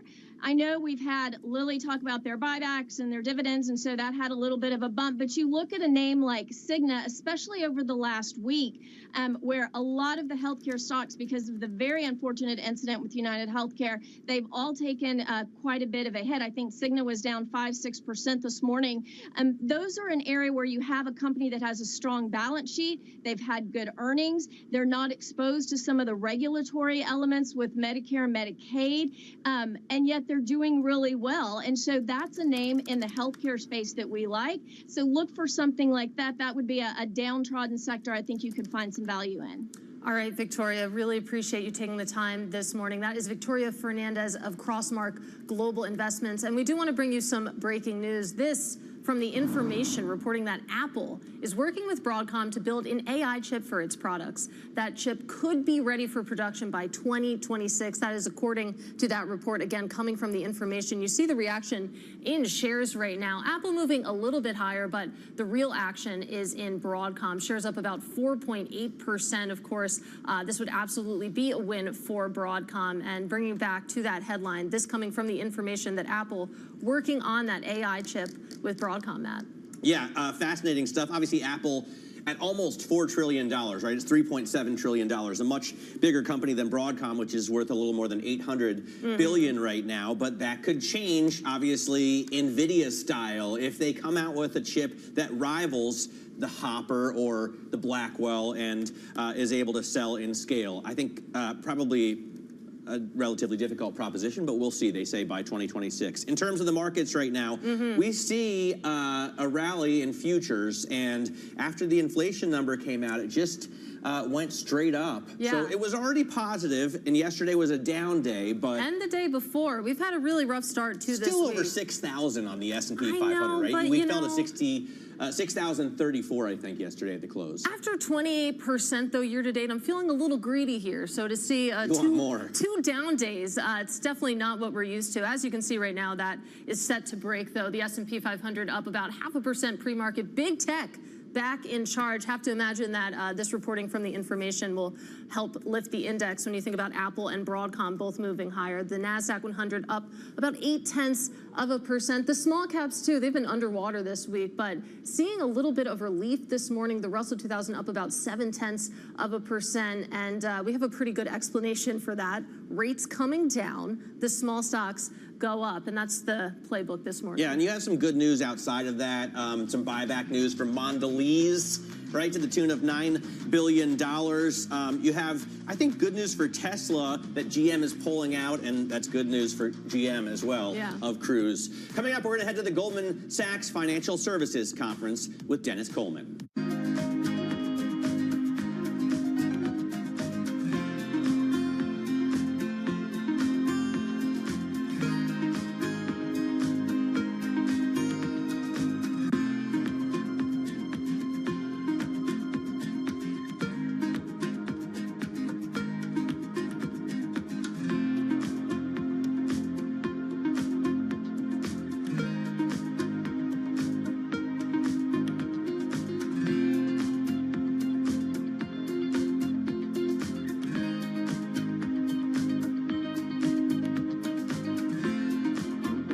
Jumpstart your trading day on Bloomberg Open Interest. 2 hours of single stock stories that are driving the opening bell action. We'll take you to Wall Street, Main Street, the C-suite, and beyond. These are companies that are growing their market. The great companies in the U.S. are the companies hitting the cutting edge. That's a different story. Get the inside track on what's buzzing in markets. With the players who are shaping the narrative. If you have bad earnings reports, you're going to get punished. They're not buying what the industry is selling. Join us on Bloomberg Open Interest every trading day, only on Bloomberg. Do you think it'll be the case where someday you will be an investment committee or I'll be an investment committee and we just apply AI, decide whether it's a good deal or not, or we're not going to be there anytime soon? I don't think we'll be there in the near term. And David, because being on investment committees, there's the analytics of the math, there's the people, and then there's judgment. So analytics of the math, I think AI will help us get way more refined. Right now, we have analysts building models upon models. Our typical investment memo is 86 pages. So we could refine that down very, very seamlessly to pieces. The people aspect to it, to make a judgment call on, do I believe this entrepreneur is going to go the next mile? Do I believe that the background of the entrepreneur, who they are, what they stand for, their values, their family, that's the harder one. I think AI is going to take some time to get there. And then the final piece ends up being judgment. And I don't believe we've seen anything yet that gives us a sense of judgment that we're able to apply. U.S. jobs numbers are released. Bloomberg has the report under surveillance with crucial data and expert analysis at terminal speed. Nobody covers jobs day like Bloomberg. Key investors, top executives, global innovators. Join me for in-depth conversations with the biggest newsmakers on the day's top stories. Insight with Haslinda Onen, only on Bloomberg.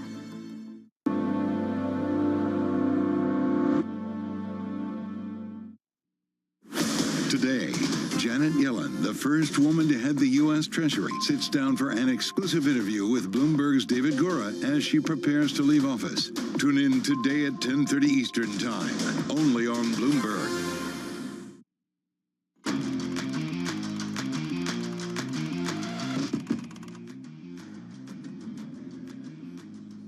Welcome to our Bloomberg television and radio audiences. I'm Shonali Basak, and I'm standing by with the Chief Financial Officer of Goldman Sachs, Dennis Coleman. And I know, Dennis, that you are deep into planning for 2025. What is your #1 priority as you head into next year?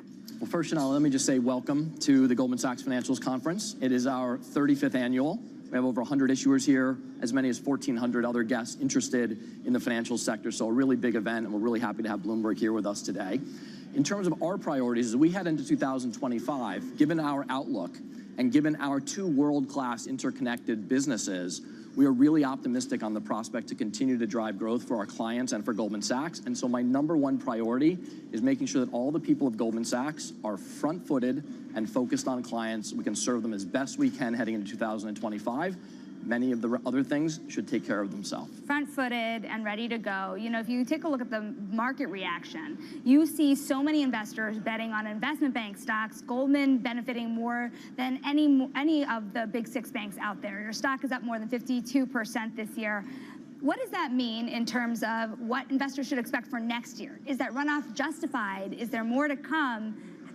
How much activity should they expect? So I think what investors see is a combination of factors. They see an improving macroeconomic backdrop. They have increasing optimism about the growth trajectory in 2025, and they recognize that Goldman Sachs has established leading market share positions across both global banking and markets and asset and wealth management. Certain of the activities within our portfolio of global banking and markets have not been performing at their ultimate potential, yet our rankings and our market share positions are absolutely top. And so as we see an uptick in activity heading into 2025, I think they appreciate that our firm, with our client franchise, should be able to drive a lot of elevated activity. Do you think there could be some choppy waters on the road to more M&A? You look at just the last couple of weeks of the Biden administration, you see the Kroger-Albertsons deal fall apart under the weight of the FTC. You see a bigger crackdown on that Nippon Steel-U.S. Steel merger from the Biden administration. And you have Trump naming somebody to lead the FTC with Andrew Ferguson. Stack it all up together. Do you think that there could still be headwinds to M&A given the future antitrust environment and the one that we're still making our way through today? So I think we've seen some sustained growth in M&A activity.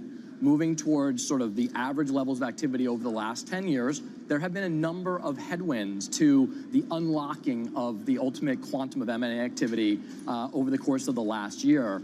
I think with Ferguson's nominee, there could be a new direction at the FTC. He obviously, as a sitting commissioner, dissented with the current leadership on a number of cases. And so we could see a more favorable environment heading into 2025 that could actually spur more by way of CEO confidence, and in turn unlocking more investment, more activity, and provide a more favorable strategic backdrop. Now, what is it that you're preparing for? We've had bankers tell us, investment bankers across Wall Street tell us they're preparing for the return of the mega deal. Do you think big ticket, more than $50 billion deals can come back at scale? So we historically have the leading market share in both announced and completed M&A over many, many, many years. And a big part of that franchise is doing some of the biggest deals as they present themselves for opportunities. As we move into 2025, given where the markets are, given the backdrop, given the quality of our client franchise, and given the level of engagement that we've seen post the turnover in the administration, we are optimistic about the prospect for more deal flow. And in particular, we see through our business inquiry coming from clients for more by way of capital-committed financing transactions. That is in and of itself a signal for a different type of transaction and a different level of activity. Dovetails very well with our capability set, and I think is reinforcing of the prospect for more deal activity. You know, it's interesting. As I sit here with you today, you also had that CPI report and an inflation report that did drive yields lower. But when you look across the horizon, you are looking at a lot of uncertainty when it comes to the interest rate outlook from investors. How much can that throw a wrench in the activity for next year? Are you worried about the direction of interest rates, especially if tariff policies were to drive inflation higher? So interest rate policy is obviously a really big piece of the equation. Overall level of interest rates coming down. Notwithstanding the CPI print this morning, I think we're still pricing a greater likelihood of a 25 basis point cut into the end of this year, the December meeting. As we head into 2025, there are some uncertainties. We'll have to see what types of policies present themselves. We'll have to see how the economic growth continues to unfold. There currently are more cuts priced into 2025, but that type of environment where you have rates coming down, you still see sustained levels of GDP growth, unemployment under control, that is a favorable backdrop for ongoing levels of deal activity. So do you worry at the end of the day at all about the necessity for an interest rate rise even next year, or do you think that wouldn't even be on the table? I'm in the business of worrying about a lot of things. As a CFO and as a CFO of Goldman Sachs, we see risks in many different places. So we're always focused on sort of counter-consensus moves that could occur. But I think the consensus that we're seeing in the way the markets are pricing things and what we're seeing from our clients and based on their own behavior, for the time being, the base case expectation is for an improved and benign backdrop. But of course, the unexpected things can happen, and we need to be prepared for that. What is your biggest worry when you head into 2025? So there are, again, long list of things that we need to be focused on. The things that are very much top of mind for me these days, geopolitical risk. Recently we discussed, and in the last week alone, we've seen, government disruptions across Korea, across France, across Syria. That's just in 1 week. So it's a reminder that around the world, there are levels of instability that you need to be mindful of. I'm always, quick to point out that cybersecurity is a risk. It's a risk that all of us experience operating in a global and interconnected world. So just off the top of my head, those would be two things I would flag for you, Sonali. Another thing you mentioned a little earlier is that your number one priority is to get your people on their front foot for next year. What does that mean? If you think about the talent story, is Goldman Sachs ready to be hiring bankers once again to capitalize on that M&A activity? How do you think about where you stand on the talent story today? So talent is a mission-critical component of Goldman Sachs. It's one of the most important things we need to be successful as a company and successful for our clients. Very proud history of attracting the best and brightest, developing them, and then making sure that we create the kind of work environment, client franchise that makes them feel confident they can develop long-term productive careers at Goldman Sachs. I think there's an excitement that they feel in terms of the overall uptick in activity.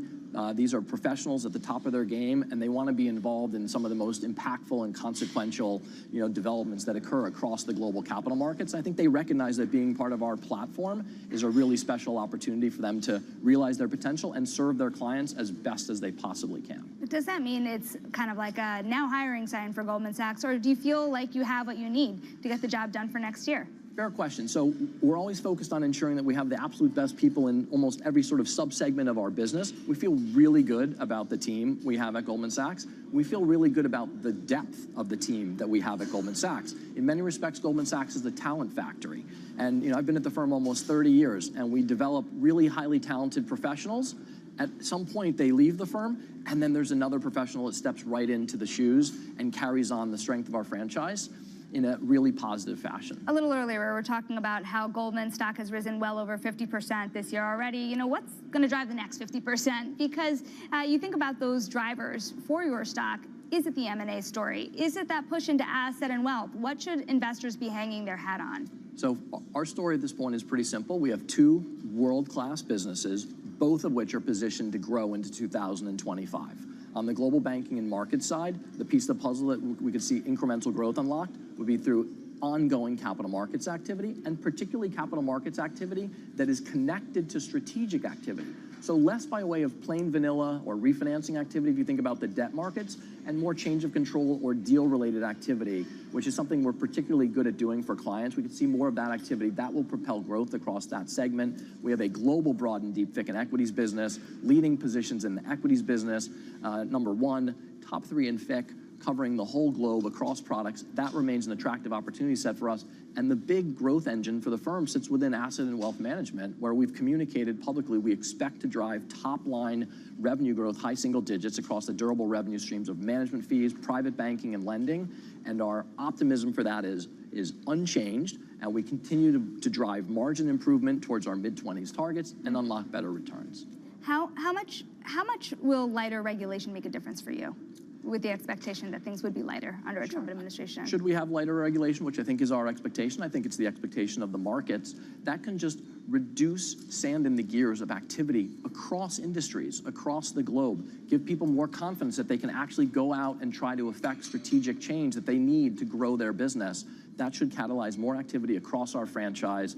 We and the whole sector should be beneficiaries of that environment. Dennis, thank you so much for joining us here at your conference. Of course, this is the Goldman Sachs Financial Services Conference. That is Goldman Sachs CFO, Dennis Coleman. Guys, back to you. All right, our thanks to Sonali Basak down at the Goldman Sachs Financial Conference, and many more guests coming up over the next 90 minutes or so. As you can see there from that lineup, a lot to look forward to. But let's get a check on these markets right now. You can see we have a rally underway, and it is gaining momentum right now. The S&P 500 up about 0.5%. Big tech in the lead right now. The NASDAQ 100 up about 0.8% with just a couple minutes until the bells ring. And then the small caps also higher, actually giving tech a run for their money, because the Russell 2000 now up about 0.8%. All of this in reaction to a pretty boring CPI print, Matt Miller. Yeah, I mean, it was boring in that it came in line with expectations. Just rooting for some chaos. It was, as I understand, in this desk. But it was not boring in the sense that it's still on the wrong side of 2. It's on the wrong side of 3, right? The core, I mean, Mike talks about gas prices, but those are transitory, right? Yeah. The core was up 3.3% from last year. Inflation is still too high, and yet the Fed is determined to cut. We need to get some Fed officials all in one room, and we need to ask them, why are you cutting rates right now? Maybe we'll do that next week, of course, with that Fed meeting. But coming up, less than 4 minutes until the opening bell, we'll discuss the market moves with Ann Barry of Threadneedle Ventures. This is Bloomberg.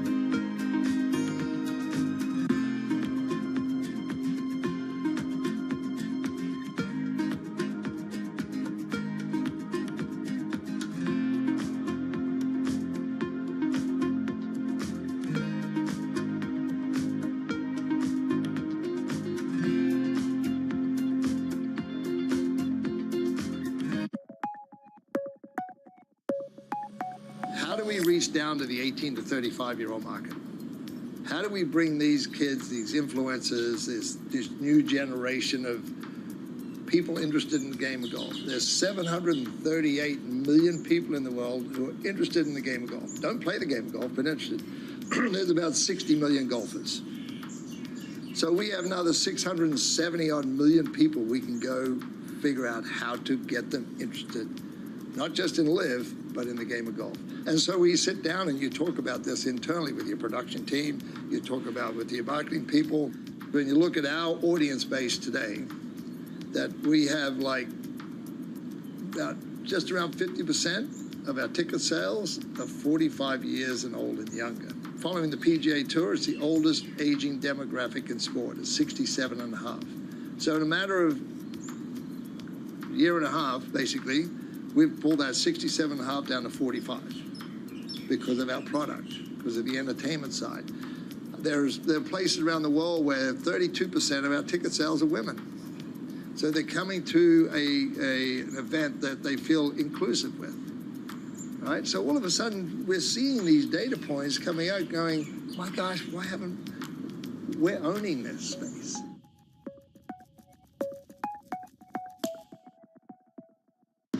As we spend some time here on the broader presidential race. Let's focus in on European politics. Makes you wonder how politics might play out. Your fixed income fix. Half an hour dedicated to fixed income. Watch Bloomberg Real Yield. Context changes everything.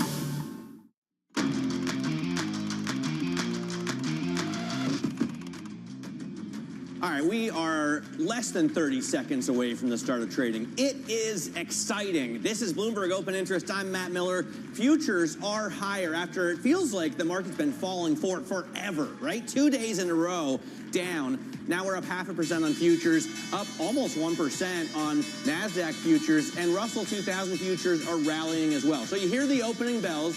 This is also pretty exciting. Olin, which is a company that over the last 5 years has more than doubled. If you reinvested your dividends, is up 150%. They also make Winchester ammunition, which is used for hunting and sporting clays, law enforcement, military, but they make the clays as well, sporting clays, which I think is pretty cool. Down at the NASDAQ, the people from CoinCheck Group, which is like a Japanese crypto trading firm, decided to check in. In terms of the major averages, it looks like, at least for now, we're going to see gains. Katie Greifeld, isn't this cool? Finally, some action at the open. We've had 2 days of very quiet opens, and then we just sort of dribble lower throughout the day. It's different today. On this Wednesday, you can see that the S&P 500 higher by about 0.5%, just 45 seconds into trading. A similar story if you take a look at big tech, back in charge, but fighting for the lead with the small caps. But the NASDAQ 100 higher by about 0.8%. The Russell 2000 also back in business here. Of course, the logic with that as expected CPI report is that rates are going to come down. The small caps are going to go higher, and that's the logic today. But let's take a look under the surface right now. We have a report from The Information that Apple is working with Broadcom to build an AI chip for its products. Now, that chip, according to this report, could be ready for production by 2026. You can see that's boosting Apple a little bit and Broadcom by a little bit more, up about 2.8%. We also want to talk about Albertsons because it's terminated its proposed merger with Kroger after it was blocked by a judge yesterday.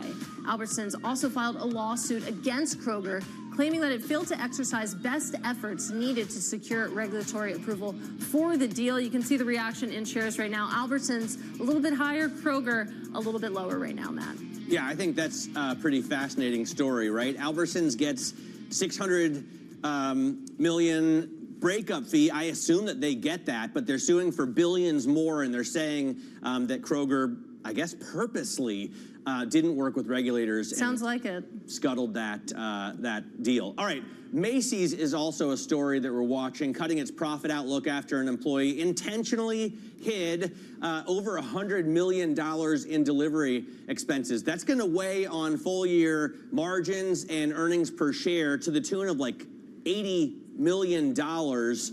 So not good for the company. You can see the stock has been decimated today, down 10%. Mary Ross Gilbert joins us right now from Bloomberg Intelligence to talk about what's going on here. And I guess Is this kind of a sideshow, Mary, to the real story, which is that the company is like imploding, so they're going to have to sell their real estate?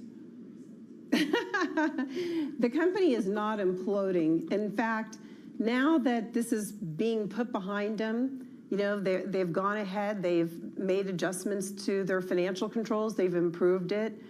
And so while there will be an impact in terms of the gross profit, I think the biggest impact to the gross margin really in the fourth quarter is going to be that they have to take markdowns on cold weather merchandise.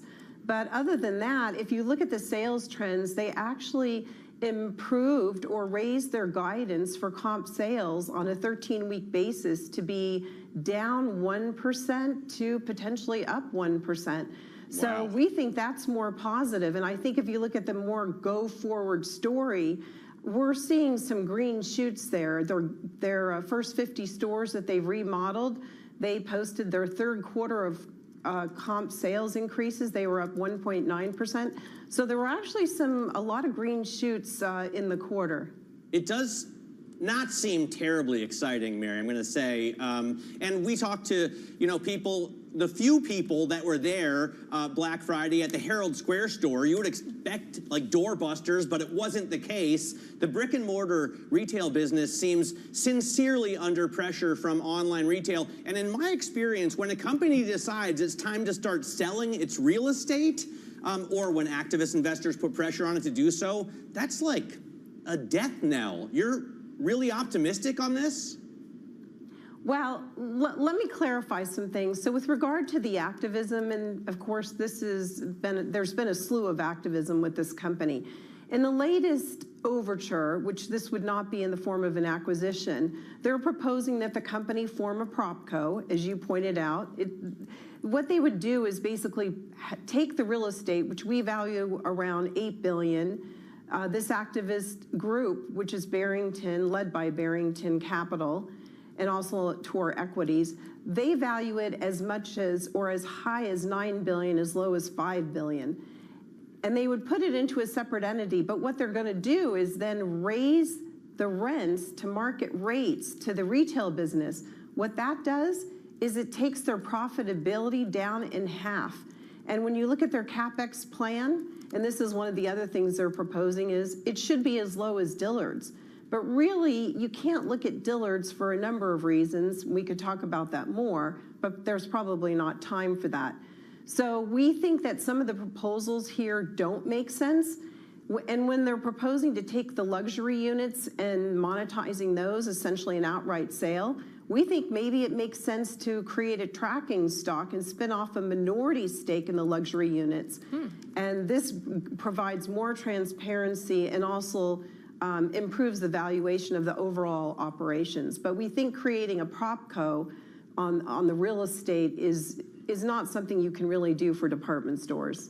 Yeah, and it seems like any way you slice it, it's an uphill climb here. Mary Ross Gilbert of Bloomberg Intelligence, great to get your perspective on a pretty terrible day for Macy's shares, down about 10%. Let's keep this conversation going now with Threadneedle Ventures founder Ann Berry, sitting to my left. Great to see you in person. Good to see you. So the Bloomberg Intelligence take is that Macy's isn't imploding here. What's your take? I think it's got an existential crisis on its hands. It's had for a while, and I think it's really coming to fruition. I think 2025 is going to be the make or break year for Macy's. So what happens in that case? I mean, does it just continue on as a zombie retailer? It's got an incredible brand, right? Does it? Well, does it? No, but I mean, they own Bloomingdale's. Right, well, that's different. Yeah. But let's have that conversation. Yeah. So Mary drew a comp in there as Dillard's, right? Dillard's, right, as a comp. Dillard's and Bloomingdale's can't exist in the same sentence, right? Neither can Bluemercury, which is the luxury beauty retailer that also sits in this portfolio. So I think this idea that Macy's should get broken up, the activists are saying that. They're saying, number one, you should have opco, propco. I have a different perspective on that. If it works like it does in hotels, it's great. If it doesn't, you've got Toys R Us on your hands, right? But I think Macy's has an existential crisis, Matt. It doesn't know what its brand is. It's certainly not compelling. The experience isn't exciting no matter how much they refresh their stores. Bloomingdale's probably shouldn't belong there, and Bluemercury doesn't either. So I think it really needs to come up with something dramatic. What do you have confidence that they will, though? Because I mean, the set of circumstances that you just described sounds pretty dire. I mean, as an investor, what would you like to see? Not that you're an investor in Macy's, but I mean, How are you thinking about it? Well, private equity circled Macy's earlier this year, and that deal went away. And I remember thinking, brave souls who try and take this private, and the private equity firm in that case was really real estate heavy. They weren't so much the sort of retail operators. If I built a thesis around it, I would look to break up the business. I would look to take Blue Mercury and set it up as the sort of luxury mini Ulta, which has had challenges but has opportunity. And I think Macy's needs to turn itself into a really great experiential destination in the markets it's in. It needs to have great activities for kids. It needs to have great beauty services. It needs to have great, I don't know, pop-up concerts or something, but it's got to start doing something dramatically different. All right, so I'm imagining that's not a sector that you like anyway, right? It's a tough one. It's a difficult sell in this day and age. What do you like? You know, what is front and center for you? When you wake up in the morning, is there an investment where you're like, this is so baller, like I got to tell everybody about it? Can't wait to check it. I wake up in the morning and go, this market is so expensive. That's what's going on at the moment. But the one sector that I've liked for a long time, and I can give you some history on how I've played this, sometimes successfully, sometimes less so, is the cruise industry. You know, back in 2012, actually, when I looked at working as a private equity firm at starting a new cruise line industry, and the thesis was only about 5% of the US population cruises. There's space to build more ships. It's a fantastic value proposition for the consumer. You get this all-inclusive vacation at a discount to the land-based equivalent, and you get to see the world. And there's a captive market, right? There's only so many amounts of these called hardware, these big ships that are out there. Carnival's been doing pretty well. And it's coming out of a period where I felt it's been over-levered. It was hard to see a very clear path to it getting to normalized leverage. It's trading at sub 10 times EBITDA, which I like for this kind of business, and I think it's got really good tailwinds given where the consumer is. So good fundamentals, and it sounds like not too expensive there. I do also want to talk about live entertainment. This caught my eye in your notes that you're into Live Nation. We were just talking about this because Coldplay sold out, what, 10 dates in London? They sold 900,000 seats at Wembley. Coldplay. It's crazy. Again, easy listening. A lot of people like Coldplay, but talk us through. I guess Oasis maybe brought it back to some extent. That's true. And a lot of people don't know the difference between those two bands. Oh, that sounds somewhat similar. But talk us through that thesis here. Of course, we're just saying goodbye to the Eras Tour. That, of course, was a huge success. And I don't know, it feels like it's hard to sort of beat some of those comps there. I think it's hard to say what's the next blockbuster tour, right? What's the next Taylor Swift tour? I think that's a difficult comp. But the thesis on this goes actually back a couple of years. And it was actually in the depths of COVID. It was funny, I was actually in Vegas, and I remember this so clearly in summer of 2020. And the gentleman who used to run Dick Clark Productions, and called me to check in how I was doing, said, Anne, there's going to be enormous pent-up demand for Vice when we're through this. And he really meant people want to get back out and do experiences again, and I took that to heart. He called that Vice? Well, Vice because I was in Vegas, so he's kind of riffing on the location. But the idea was back to in-person, back to humanity coming together. We've seen that. We've talked about the revenge spending a ton.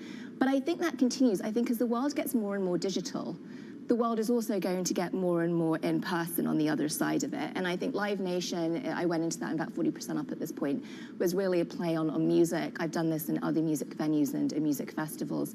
I think it continues. And I think what we'll actually see is more localized activity. We think about these big blockbuster tours. I'm invested in this business called TVG that looks at smaller markets. They built an amphitheater in Huntsville, Alabama, which is doing unbelievably well. Wow. There are these markets that aren't on the sort of major headline tour paths that are really hungry for venues and for artists to come and visit them, and they're doing unbelievably well. I think that continues, this localization. All right, so some things maybe people want to do in person, like cruising or concerts. Some things not, like shopping or go to Dave & Buster's, apparently. That's true. And it never feels like enough time. It's really great to see you in person. That is Ann Berry from Threadneedle Ventures. Now, coming up, we turn back to the Goldman Sachs Financial Services Conference with PJT CEO Paul Taubman coming up next. This is Bloomberg.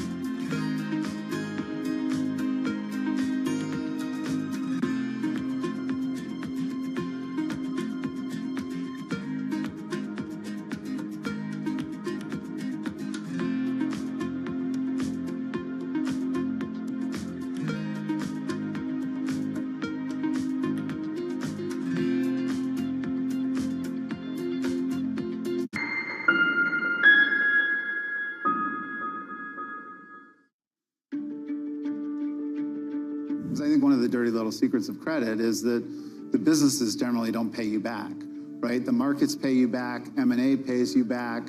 So what is the most important thing is to always make sure that the borrower is worth more than the loan. And as long as the borrower is worth more than the loan, then it might be a rocky ride, but you're gonna get your money back. And this world where there's these disruptive companies that have, let's call it 100, 200, 300 million of ARR, are looking to not raise equity capital because of the fact that they raised it in 2021 or 2022, and no one really wants a down round. But there's a lot of capacity in the capital structure to have, let's call it a structured solution. We think that there's a lot of opportunity with those businesses.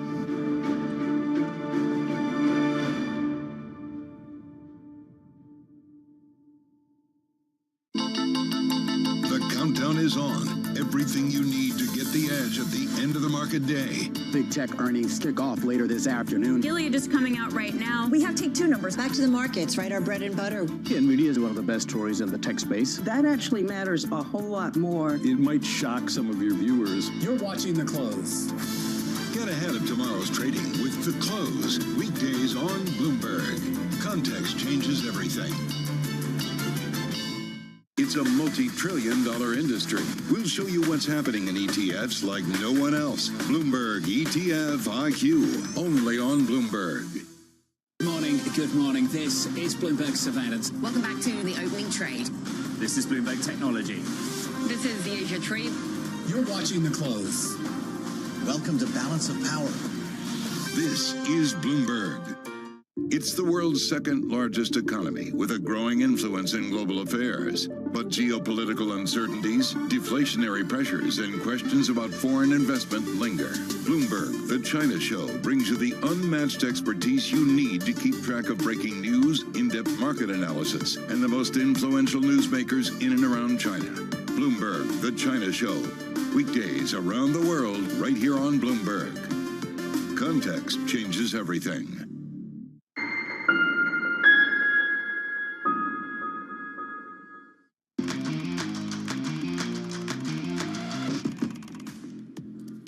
Now let's head back to the Goldman Sachs Financial Services Conference in downtown Manhattan. Shonali Basak is there with PJT CEO Paul Taubman. Shonali? Thank you, Matt. Yes, I am right next to Paul Taubman right now. A lot of investors asking about that M&A boom that could be expected for 2025. What do you think? How big can it get? I think we're on the verge of a really big uptick in M&A. We came into 2024 thinking that the marketplace was way too optimistic about 24, that there were a number of planks that needed to be built. I think almost every one of those has been built. We've gotten through elections around the globe. We've seen rates crest start to come down. We've seen a change in administration, which will create a more favorable regulatory review and competition approach. Private equity has gotten their balance of investment and monetizations better in line. Corporates are still active. So we look at 2025 and we just can't wait for it to get going. My prediction is, other than 2021, which was an aberrational year, this could easily be the best M&A year we've had in say, 10 years. How do you prepare for that? Does that mean PJT is ready to go out on a hiring spree? I mean, what does this mean in terms of the talent you need, the workforce you need to prepare for something that could be another start of a cycle? Well, we knew that ultimately we were going to be in an environment like this, and it's not just about 2025. I think we are in, a multi-year cycle of extended M&A activity. If you go back in 22, 23, and even 2024, that's not the steady state environment for activity. And that's why we were so aggressive in hiring these last 2.5 years. You can't hire today. You need to have planned for this, and we've been planning for this. So what do you think this means in terms of capital markets activity outside of M&A? If you are a private equity-backed company or a mid-sized technology company, do you sell or go public at this point? I mean, how many options are there next year? Look, there's a multitude of opportunities for monetizations. You've got regular way M&A. You've got dividend recaps and create capital through the credit markets. You have IPOs. You have continuation funds. If you're a private equity investor, you're looking at all of those options. I think the challenge with the IPO market is the shadow pipeline of companies that are owned by private equity firms that are looking to go public is enormous. And for many of those companies, that first foray into the markets is going to be almost all primary.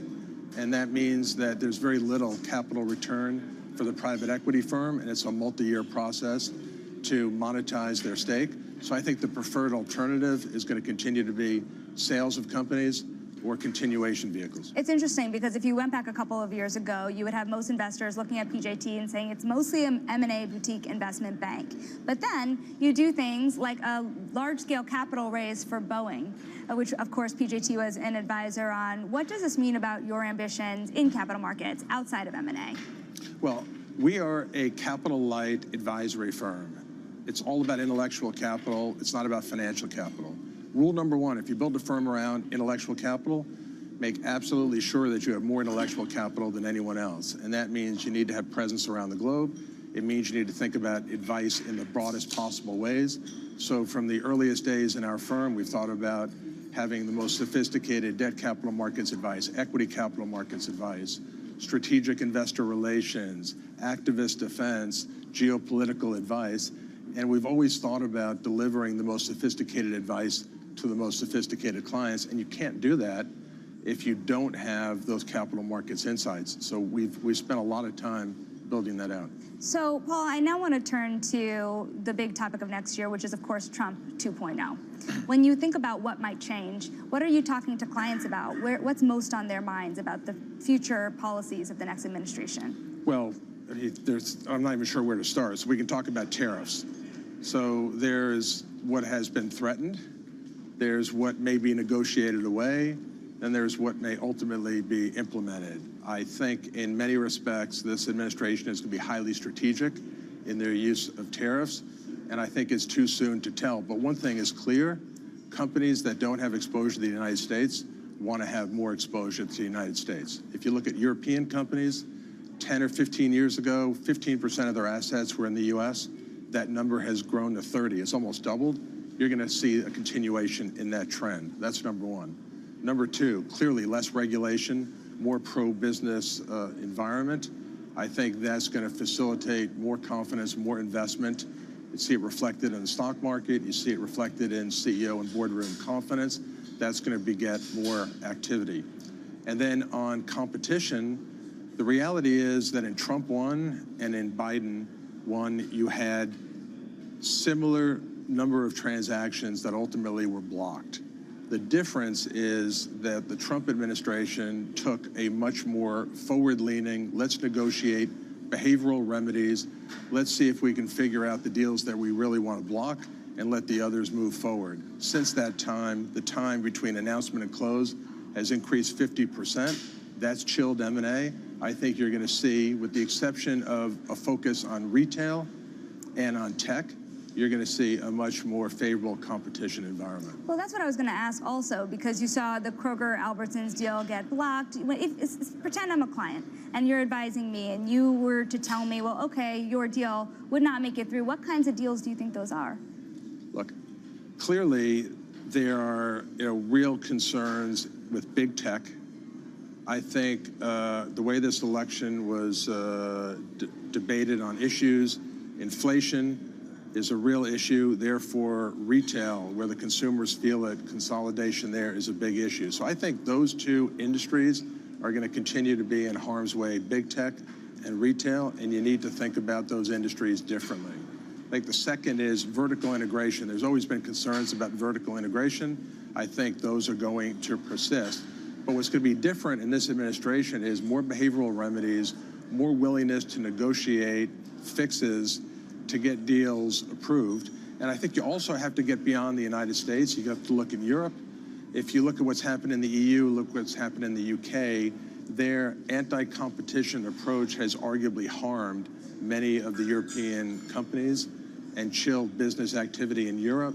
Our sense is that that mood is shifting, and I think you're going to start to see a more constructive approach the competition coming from Europe as well as the United States. Want to now bring the conversation full circle. My last question to you. PJT stock this year alone has risen more than 50%, more than 55%. If you look over your lifetime since PJT went public, it's almost 700%. You've grown quite rapidly over the number of years. What's going to be the next leg of growth for PJT? How do you sustain that growth rate? Well, what's wonderful about our firm is we're 9 years in, we've accomplished a great deal, but we're just getting started. If you look at our footprint in strategic advisory, it's not even half of those of some of the balance sheet light firms that we compete against. When you think about all the geographies that we have yet to fully conquer, we have tremendous white space. When you think about all the industries that we're not really present in, we have opportunities to dramatically grow the business. When you think about how well known we are today, it's far greater than when we started, but still not where it's going to be 5 or 10 years from now. So everywhere we look, we see growth. But rule number one is create the best team, deliver the best advice, and let the clients determine how much growth ultimately gets realized. So we're never going to start with growth. Growth's going to be the output, not the input. Paul, it's so nice to see you today. Of course, have a great rest of your year. That is Paul Taubman, of course, the CEO and founder of PJT Partners. Guys, back to you. All right, our thanks to Shonali Bassick, of course. Much more coming up in our 10 a.m. hour from Shonali down at the Goldman Conference, so don't go anywhere. But it's time now for our top calls, some of the analyst action in focus this morning. And first up, William Blair is downgrading Dave & Buster's, saying it's no longer a buy. The arcade restaurant chain posted a drop in third quarter sales and announced the resignation of its CEO. You can see shares down 15%. Next up, we have Citi saying that Bausch & Lomb is no longer a buy, downgrading the eye healthcare company to a neutral. The analyst cites competition pressures, and you also have the FT reporting that Blackstone may pull out of a joint takeover bid for the company. That's sending shares down about 11% right now. And finally, we have Barclays downgrading home builder stocks this morning, including Lennar. The firm says it's no longer a buy as the home building utopia looks more and more out of reach. That is a direct quote from that analyst. And it's interesting with the home builders. I mean, they were so hot for so long, but it feels like that trade has kind of cooled. Lennar, in particular, is only up about 9% year to date. And over the past 5 years, it's had quite a run. So, you know, nothing gold can stay, Matt. Yeah, that's not true. I don't know. I hope that's not true. I heard that in a poem somewhere. I've been hearing that from you a lot lately. Yeah. These markets seem to be holding up quite well. I mean, even though we had a drop over the last couple of days, we still hovered above 6,000, and we're holding firmly above that level now on the S&P 500. So it does look like there is confidence, even after the CPI print, that the Federal Reserve is going to cut rates on December 18th, which is only 1 week from today. 7 days exactly. I know that you're going to be on vacation. I'll miss you dearly, but I don't know. If I were you, I would tune into that press conference. I feel like Jerome Powell has a lot of explaining to do. Yeah, it does look like they're pushing past data dependence. And look, we talked yesterday with Barry Knapp from Ironsides, and one of his predictions for 2025 is that the terminal rate is going to be down at 3.25. That's much lower than the market expects. That was interesting. And I like the sort of deep state conspiracy theories that the Fed has to get rates down because we owe so much money and we're paying so much interest on the debt. I know that's not the only conspiracy theory that I'm into a lot of them. You like to entertain, but we probably shouldn't get into that now. We have a great lineup coming up in the 10 a.m. I'm looking forward to David Gura's interview with the U.S. Treasury Secretary Janet Yellen. That's an exclusive interview with the Treasury Secretary out of Washington, D.C., one you don't want to miss. This is Bloomberg.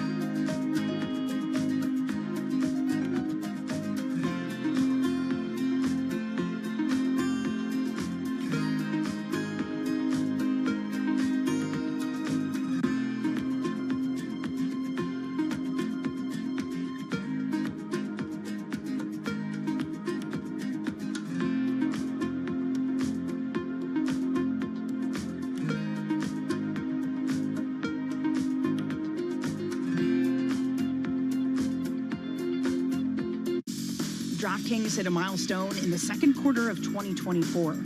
For the first time as a public company, it turned a profit.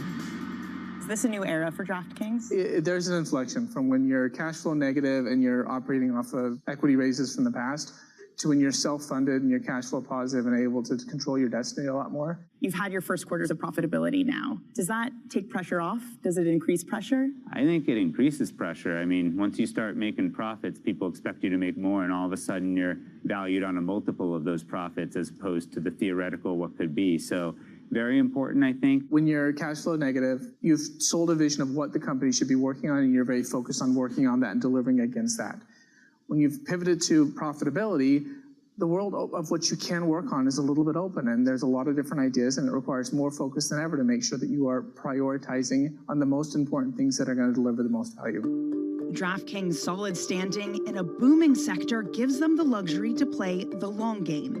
They're not under pressure to cut costs. When you have really strong revenue growth, you don't need that. If you look at where we are today and where we want to be and where we believe we will be, the vast majority of the incremental EBITDA is not coming from any cost reduction. It's coming from increased revenue. We don't feel like we need to cut costs because we're growing our revenue so much. We want to grow our revenue into our existing cost structure, and there's no need to reduce the cost as long as we're being efficient with what we allow our cost growth to look like.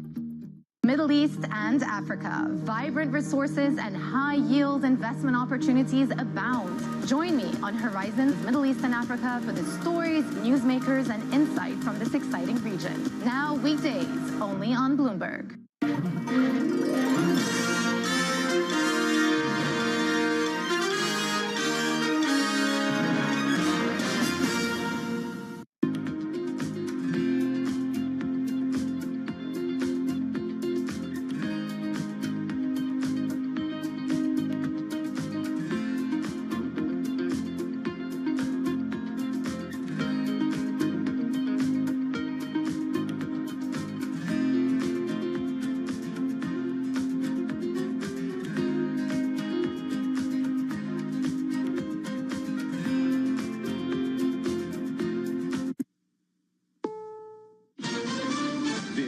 CBS News on the Hour, sponsored by Progressive Insurance. I'm Deborah Rodriguez. Thousands of people have been forced from their homes in Malibu, California, where a fire that broke out Monday night is still raging. Among the evacuees, Cher and 98-year-old Dick Van Dyke. Correspondent Carter Evans is in Malibu. Firefighters have been making good progress here with the aircraft throughout the night. We've got strong winds and low humidity, and that has been driving this fire. Now, it's been too dangerous for ground crews to continue the fight, so that's why we've seen these water-dropping helicopters around the clock. The flames have burned more than 3,000 acres and destroyed several homes. New numbers for the Fed to chew on when Reserve officials meet next week to consider cutting interest rates again. Inflation ticked up slightly in November. Business analyst Jill Schlesinger. This was largely expected when we pull out food and energy. The core rate up 3.3% from a year ago. That matches the previous month. Taking some of the blame, higher prices for used cars and hotel rooms. A massive merger in the supermarket industry is off. The proposed food link-up has certainly spoiled. Albertsons says it's ended its proposed $25 billion grocery store mega merger with Kroger and will sue the Cincinnati-based chain after the deal was blocked by two courts. Federal regulators had challenged the merger, saying it would lead to less grocery store competition, even higher food prices, and job cuts. Jim Crisula, CBS News. Christmas is 2 weeks from today. So is the start of Hanukkah, and AAA is expecting a record surge in holiday travelers. Correspondent Chris Van Cleve is at the airport in Phoenix. Now, the busiest days to fly, the airlines expect the Friday and Sunday before and after Christmas. On the roads, AAA says the busiest day to drive, the Sunday before Christmas, December 22nd. New York City police are worried the possible motivation for the murder of United Healthcare CEO could inspire extremists. CBS's Lilia Luciano. NYPD intelligence officers believe the suspect may have been inspired by terrorists like Ted Kaczynski. Mangione had not posted on X since June, but he often wrote on social media about a back injury. While Joe Burrow was busy helping the Bengals to a win over the Cowboys Monday night. Time runs out. Burrow dumps it. And he's got his receiver, Chase Brown. A nice catch. His girlfriend's mother was dialing 911. Someone is trying to break into the house right now. My daughter is there. This is Joe Burrow's house. The Cincinnati quarterback, the latest victim of what officials believe is a South American crime ring targeting players while they are at games. Dow down 9. This is CBS News.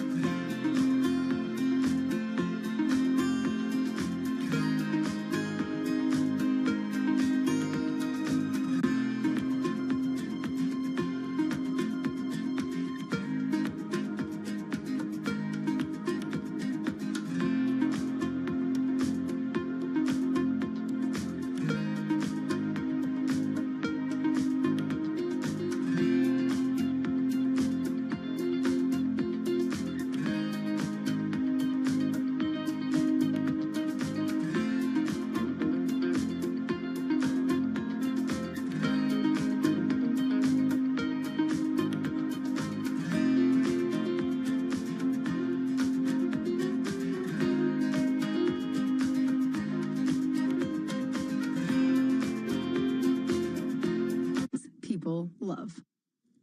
Some people south of Jacksonville, Florida, are having a tough time getting a good night's sleep. The neighborhood is in Clay County, Florida, and the wake-up call sounds like this.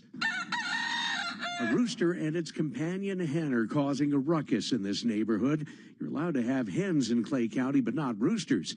Bruce Dempsey has lived there for nearly 50 years, and he says he's been getting the runaround. Animal control keeps putting it on the sheriff's office, and then the sheriff's office said it's an animal control issue. Both have told local media it's not their jurisdiction. As for Dempsey, he says he doesn't want anything bad to happen to the birds. He just wants them gone. I'm not going to tolerate it, and I'm not going to move either. I'm going to force the county to do what they say they're going to do. Peter King, CBS News, Orlando. Time Magazine's Athlete of 2024, not a big surprise. WNBA rookie Caitlin Clark, who's been breaking records all year long. Fever Newbie helped the WNBA attract a record 54 million viewers. Deborah Rodriguez, CBS News. This is Bloomberg Intelligence with Alex Steele and Paul Sweeney. The real outperformance has been the U.S. corporate high yield. Are the companies lean enough? Have they trimmed all the fat? The semiconductor business is a really cyclical business. Breaking market headlines and corporate news from across the globe. Do investors like the M&A that we've seen? These are two big-time blue-chip companies. The window between the peak and cut changing super fast. Bloomberg Intelligence with Alex Steele and Paul Sweeney on Bloomberg Radio. Good Wednesday morning from the Bloomberg Interactive Broker Studio in New York City to our worldwide audience. We are streaming live on YouTube as well, so head over to youtube.com, search Bloomberg Podcast, and that's where you'll find us. Coming up, Shonali Bassick, she's at the Goldman Sachs Financial Services Conference. She's going to check in and speak with Mike Aronetti. He is the Ares Management CEO. We'll bring that to you in just a matter of moments. Mike McGlone, Bloomberg Intelligence Senior Commodity Strategist, talking about global oil. Looks like OPEC's cutting their demand forecast again. What does that mean for oil going forward? And then around 41 minutes past the hour, Bloomberg Television's David Gurr is going to sit down with U.S. Treasury Secretary Janet Yellen, an exclusive interview ahead of her departure from the Treasury. So we will bring that to you. So a lot coming up here on these markets, economics, and finance. Let's kick it all off with the Bloomberg Business Flash with Mr. John Tucker. All right, the major stock averages right now, they are mixed. You have 7 of the 11 major industry groups in the S&P 500. They're pushing higher. Communication services in the lead, and that's home to Google and Meta. Nothing to see here. Move along. Consumer prices rising in November, right in line with expectations. So this kind of firms up the expectations for the Fed to cut next week. Andrew Sheets at Morgan Stanley, he reacted to this morning's release of the Consumer Price Index. Inflation is still holding up through the end of the year. Where we, I think, are a little bit more optimistic on inflation than the consensus is next year, where we see inflation coming down. And I think, importantly, it's really coming down in the first half of the year. Cleanup in aisle 1. Albertsons suing Kroger's. The merger blocked by a federal judge, and Albertsons says, you know, at Kroger's, they could have done more to get this through. So they're seeking millions and millions in restitution. This employee definitely not invited to the parade. Macy's trimming its profit outlook after concluding its investigation into an employee plot to hide millions of dollars in expenses. And Apple is said to be developing its first server chip specifically designed for artificial intelligence. Apple shares up right now 0.9%. Overall, the S&P 500 up 41 points. The NASDAQ 100 up 308 points. That's a rise of 1.4%. And the Dow Jones Industrial Average 58 points lower. That is down to 0.1%. We check the markets for you all day long right here on Bloomberg Radio. I'm John Tucker. That's your Bloomberg Business Flash. Paul and Alex. All right. Thanks so much, JT. So now what do we do? So we did the CPI, right? Yep. And then we're going to do the Fed next week, but it feels like a 25 basis PPI point. tomorrow. PPI. But then, like, what are we just going to hold and wait until we're done to the end of the year and then rebalance and stuff in January? Is that the trade? Get ready for new administration. New administration. I think some political stuff's one. going to come down. We'll have to, they got to keep the government open and funded and all that kind of stuff. Mm-hmm. So there is that risk. It was interesting though because Bank of America Fund Manager survey said that investors have already identified accelerating global price pressures as the biggest tail risk. 32% picking that worry versus 21% for about geopolitics. Okay. So I wonder if you get a number like this, which is pretty benign, is that enough to assuage the view, or are we really going to have to start talking about inflation picking up next year and then what that does to the terminal rate? Yeah, exactly right. I mean, you see the tech-heavy NASDAQ, as John was just reporting, up 1.4% today. So kind of gives you some thought there. Can you explain this Exxon news to me? Yes. In 30 seconds. Why are they increasing their CapEx when I thought we got too much oil anyway? So most everyone is decreasing CapEx or holding it steady because they're saying that they want profit versus growth. Exxon's a bit different because it bought Pioneer, which is the biggest and the best Permian oil driller, independent oil driller. So they got to spend. They're going to be spending more in order to capitalize on those fields. They have a lot of synergies. Their synergies are increasing by a double. So their synergies are about $3 billion. But that is why they're actually increasing the flies and the OPEC. Because I'm watching Landman. I know all about the energy business. Right, I forgot. Yeah. You're totally hip to it. He's an expert now. He's an expert. All right, well, right now, let's go to the Goldman Sachs Financial Services Conference. Bloomberg Schneider Bassick, working triple duty, is there with Mike Arrighetti, Ares Management CEO. So let's take you right now to the Goldman Sachs Financial Services Conference. You're looking at a market pretty much up on the day. S&P up 0.7%.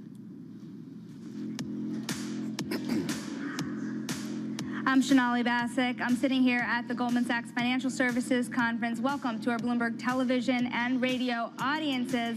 I'm standing by now with Michael Arrighetti, the CEO of Ares Management. And you broke records, record after record, really. Nothing this but year. records. Nothing but records. So how do you even begin to set up for 2025 when it was a record-breaking fundraising year for you in many ways? Yeah, well, the year's not over, so hopefully we'll have a good push to the end of the year. This will be a record fundraising year, but what's nice about the way that our business has evolved and developed, 10, 15 years ago, we and others like us were very dependent on the traditional institutional market for fundraising. If you look at 2024, about 30% of our capital raising is actually coming from that traditional institutional part of the market. The other 2/3 is coming from places like wealth and retail, our publicly traded permanent capital vehicles, our insurance business, our CLO franchise. So there's been a broadening out and deepening of our product set and our fundraising capability, which means that when we're going into a new year, we're doing it from a much higher base. So we're equally as optimistic for what next year holds as well. Fascinating. What does it look on the other side? If you're raising all that money, you need to put it somewhere. Are you finding enough investment opportunities, even with the record-breaking fund that you just had? Did you find a way to put a lot of that to work yet? Yeah, it's actually, as we grow, we keep investing in our deployment, which is the big, driver of our business. If you look at the last couple of years, as our dry powder has grown, so has our deployment, almost 1 for 1. So we need to keep investing in new products, new markets, people, et cetera, which we're doing organically and inorganically. So my expectation is deployment will pick up in 2025. M&A market feels like it's picking back up. Transaction volumes are accelerating. So we had a really good year, but I think 2025 is setting up to be another good year. What role is M&A going to play? There's an expectation of this big return, but of course you have a lot of concerns from private equity sponsors still out there. There's also a lot of uncertainty around interest rates, particularly if those Trump tariffs come to play. I think that is the big question in my mind for 25 is the trajectory for rates and the impact of tariffs. We have believed and now continue to believe that rates will stay higher for longer. That's actually really good for our private credit businesses just because we capture all of that excess return. It's not so good for the M&A market. And so I think 2025 will, have to strike that balance. That said, there's a lot of pent-up demand to transact, right? You have people that have largely been sitting on the sidelines for 24 months plus. The capital that they manage has, a timestamp on it. It needs to get invested. It needs to get returned to their investors. So I think it's more important that we have rate stability at this point as opposed to needing to see rates come down dramatically in order to see the transaction volumes. But do investors have it totally wrong? You look at the expectations for rate cuts, you get to as low as 3.5%. And do we get there? Or do you think that there's actually a risk that rates go higher next year? I don't know if there's a risk that they go higher. I think that there's a real possibility that they stay high. A lot needs to go right or wrong, depending on which side of the market you're in, to see them actually move back up. But I think that there's a real strong case to be made that they will stay higher for longer and probably higher than the forward curve is predicting. But again, we've lived in a 3.5% and 4% base rate environment before. And so it's not as though the markets can't function well there. The key is how do we transition? And we're already beginning to see, the markets transitioning to the new cost of capital. And that's really all you need to see volumes pick up. Now, Mike, a week ago, the big elephant in the room, yep. HPS sells to BlackRock. Yeah. Huge deal in the industry. What did you make of it? From where you're sitting, do you think that it changes the competitive landscape in a significant way? Yeah, so first of all, I'm super happy for all of them. I think it's a great partnership, two great companies coming together. I don't know if it necessarily changes the competitive landscape, right? If I look at, we've been in this business for 30 years, and we've seen our competitors get bought before. We've seen Oak Hill get bought by T. Rowe. We saw Antares get bought by CPP. We saw Churchill get bought by Nuveen, right? That doesn't necessarily change the competitive dynamic. I think the competitors are the competitors. More importantly, from my lens, and maybe it's self-serving, I view it as a real validation of the competitive advantages that you create through scale in private credit, right? So when a company as well-positioned as BlackRock chooses to buy HPS for 30 times, it's really, for me, a validation of the private credit, investment thesis. And so viewed through that lens, I think it's a great thing. What does this make of consolidation across the industry? You yourself have been a significant consolidator, but you have looked really outside that traditional private credit business of late. You went into real estate in a much bigger way, for example. Does that mean that the direct lending businesses as we know it is kind of at its peak and you need to look elsewhere to consolidate in order for the real growth in private markets? I don't think so. From the Ares perspective, I don't think so.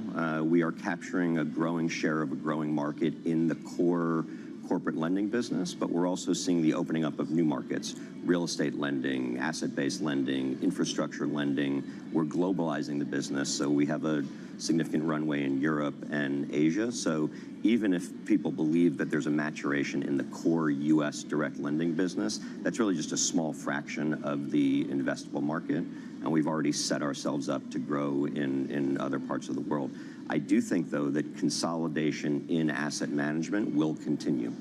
We have learned over the last 10 or 20 years, size matters in this business. You need to be able to invest in growth, origination, portfolio management, technology, fundraising, and that's a sizable investment. And so the big will get bigger. They'll do it organically, but they'll also fill in gaps in their product set and capability by making acquisitions as well. Well, speaking of those other capabilities, you're talking about real estate for a moment here. I mean, what is the biggest opportunity, particularly when people are looking around some of the parts of the industry and still seeing some pain, either pain on the office side, or maybe you could argue over-exuberance on the AI data center side in some ways. How do you feel about the opportunities look, out there? real estate is always talked about as a hyper-local market. We would agree, and it matters not just what market you're in, but what street and what street corner you're on. And so I think in order to be great at real estate, you have to be broad in your footprint and broad in your capability. You're right, there's distressed opportunity or transitional opportunities in office. There's growing opportunities in data centers. We're making significant investments in industrial real estate to take advantage of what we perceive to be a realignment of global supply chains. So there's a lot of different ways to play real estate. I will say, though, the things that drive value in real estate going forward are going to be rates. Again, whether they come down fast or not, stability in rates is a positive for real estate growth. Economic growth, and we're continuing to see strength in the U.S. economy. That will, drive transaction volumes, and then supply. And I think one of the things that people don't fully appreciate is because of the headwinds that the real estate market has had over the last couple of years, the market is fundamentally undersupplied, which does two things. It supports the value of the existing assets that people own, and it's going to create demand for new development and new capital coming into the market.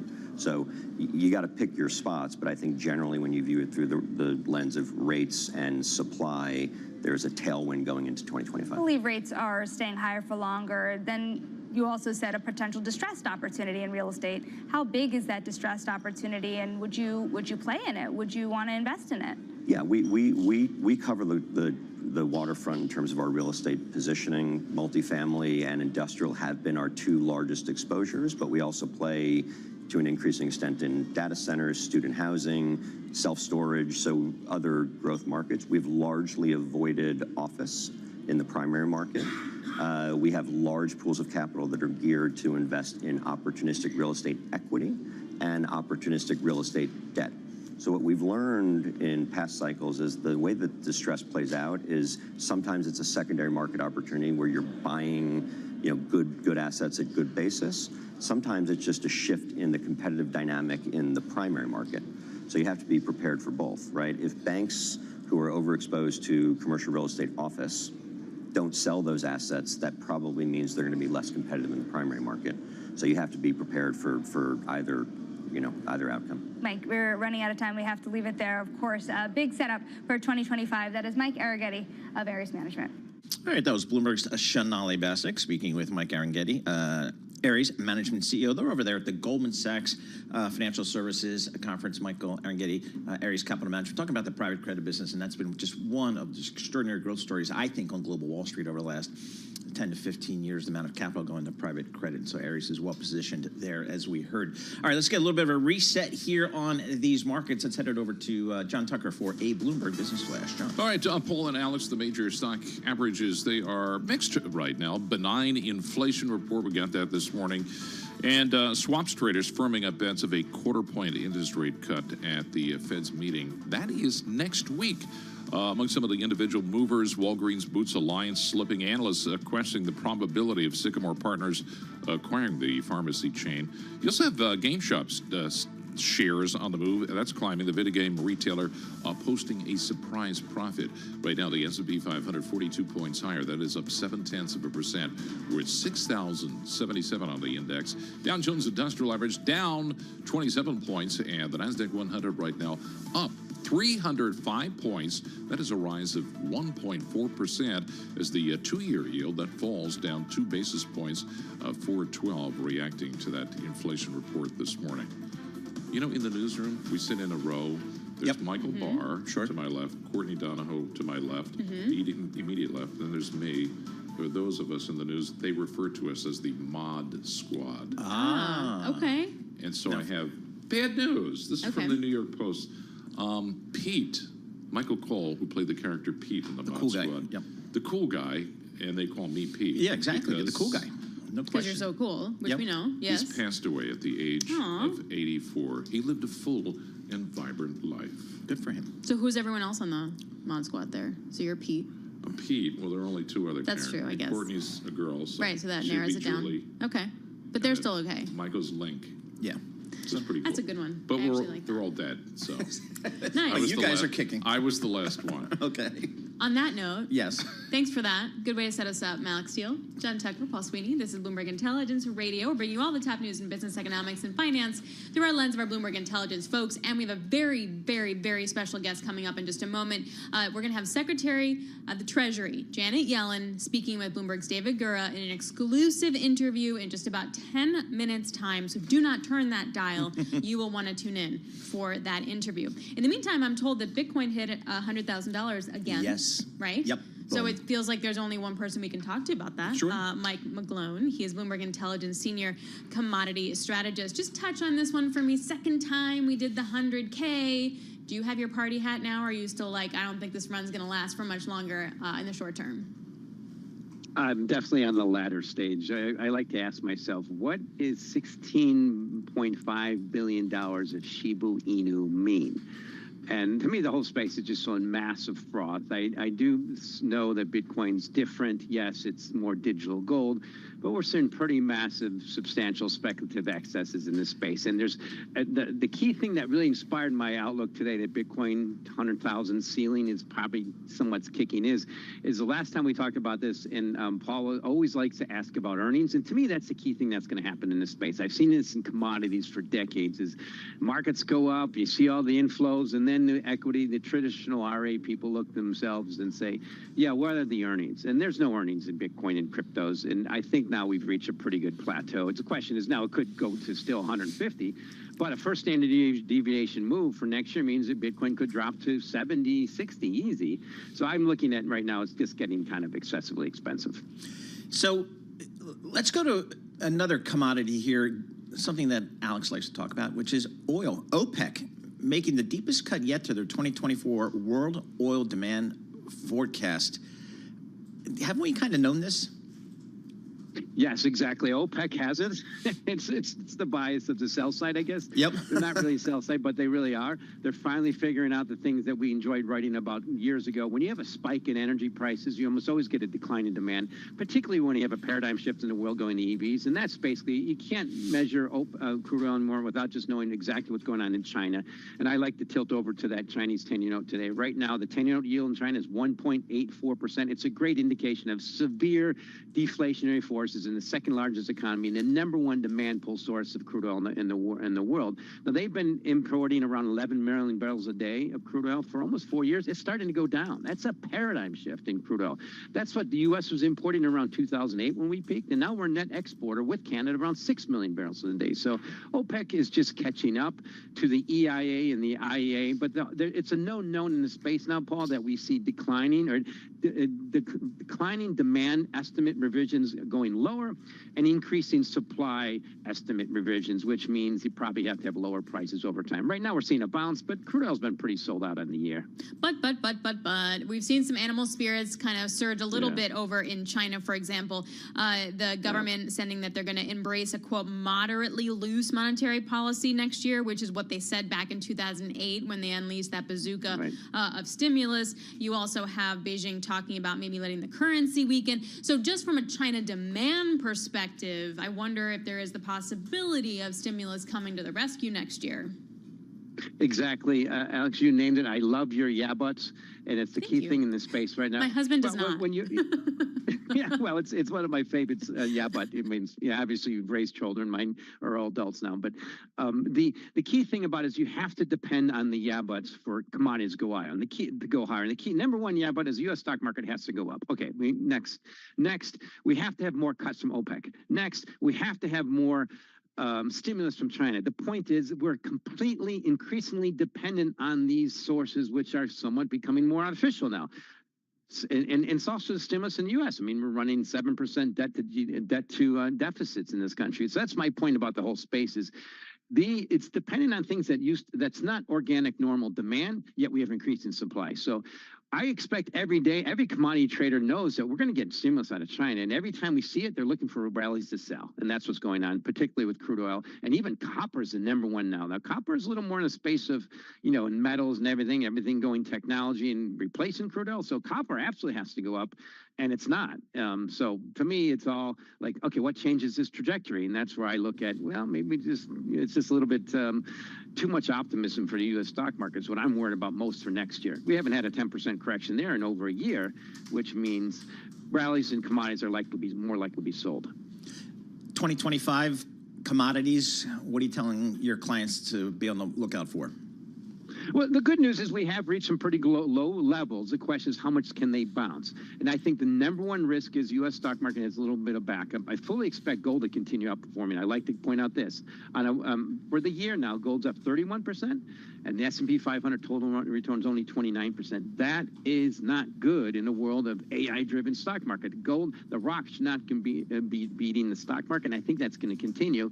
So overall in commodities, I'm fully expect gold to continue to outperform, particularly maybe if Bitcoin has peaked around 100,000. We've had gold outflows in ETFs for 4 years in a row. If Bitcoin somewhat peaked, all that enthusiasm for the crypto might tilt back to the old analog. So I'm worried more about little bit deflationary forces next year, particularly on the back of dependency in China for imports and the increasing tariffs, potentially pushing back in China, and the increasing dependency in the U.S. stock market to keep going up.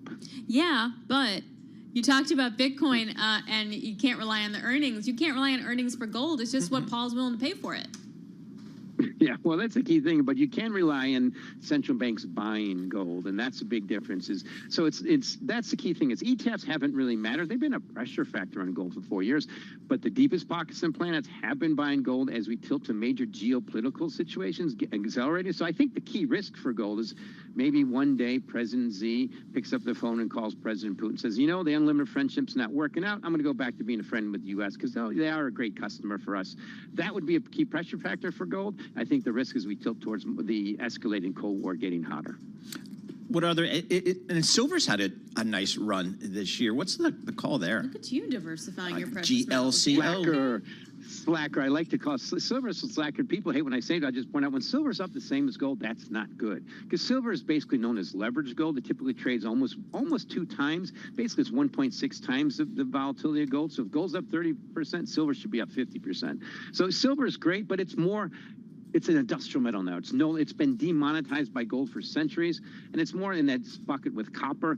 And I think when you look at silver, you have to put it in the same bucket of copper. If copper can keep going up, industrial metals can go up, it's fine. That means China, but the greater risk is we see continued global tilt towards deflation. I see, like I mentioned, that bond yield in China and potentially what's happening in Germany and Europe.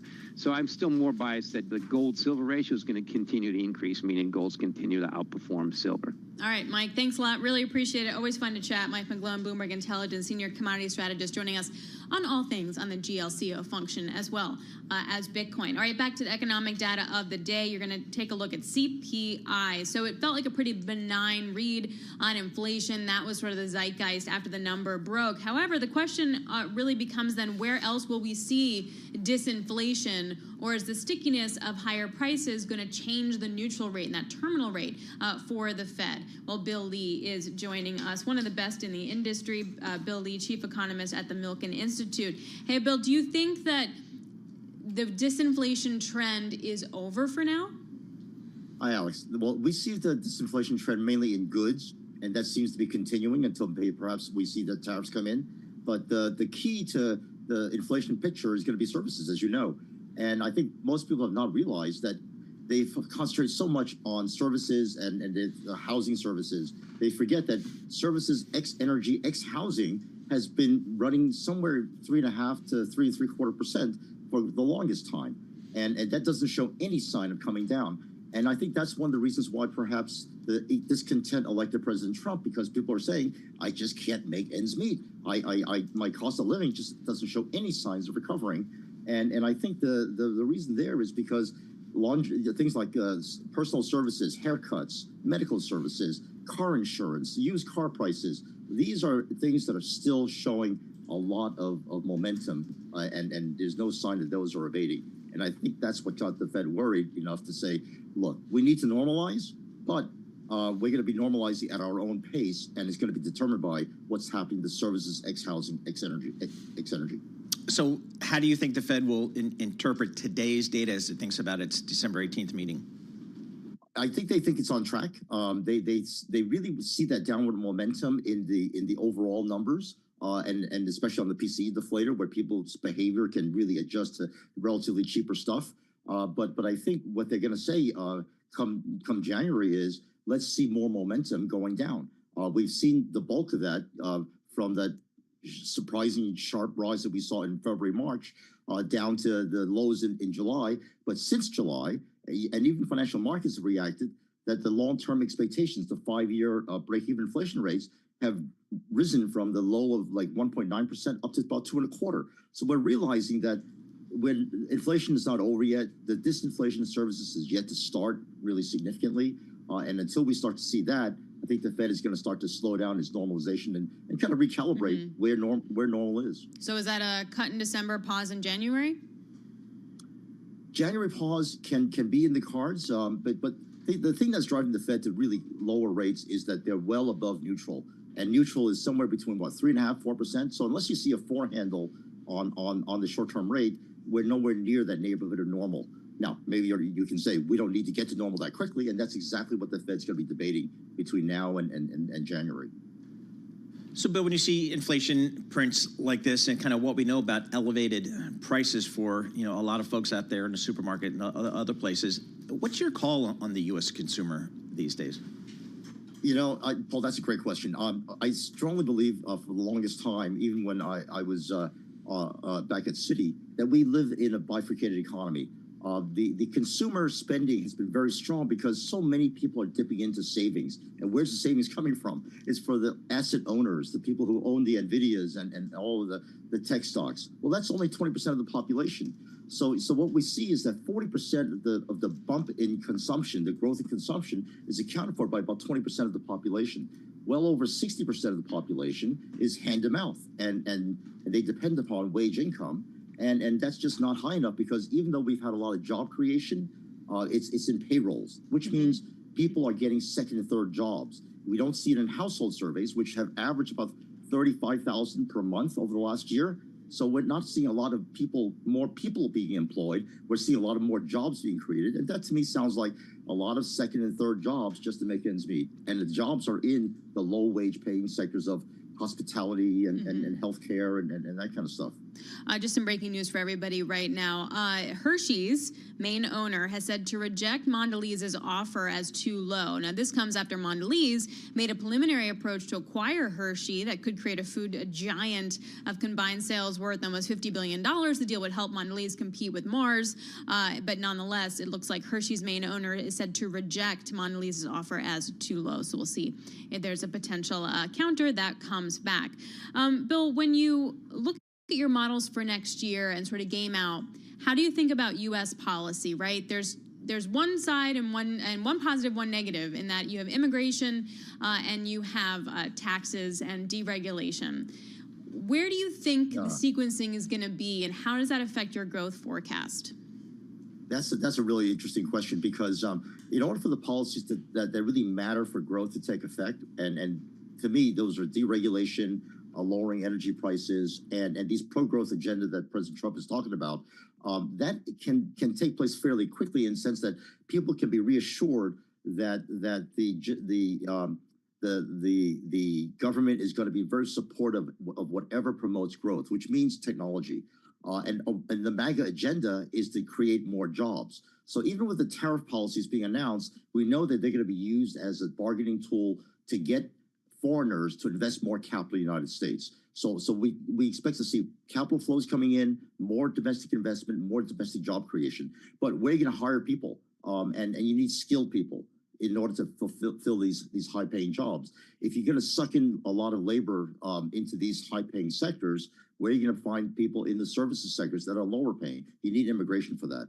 And I think it's going to be tricky how the Trump administration arranges the immigration laws in a way that allows legal, low-skilled workers to stay in the United States. And that's really the key to sustaining growth going forward. Will the low-skilled labor be legalized in a way that doesn't interrupt the flow that goes into construction and a lot of the entertainment and restaurant businesses that are absorbing these lower-cost labor? So this is a long-winded way of saying the first half of the year, I expect to see a lot of pent-up demand for domestic investment and a lot of investment in high-tech industries. But later on in the year, unless we see the low-wage workers staying in the United States in a legal fashion, that's where we're going to see the bottlenecks. Hey, Bill, people come up to you at cocktail parties and say, should I be worried about deficits and the debt of this country? What do you say? Oh, that's the mantra of every economist that... well, first he says, why am I at this cocktail party? Yeah, why? And then the second question is... well, I think the bond market vigilantes have really not been at work yet. Otherwise, we'd be seeing that bear steepener really go crazy and the long end start to rise.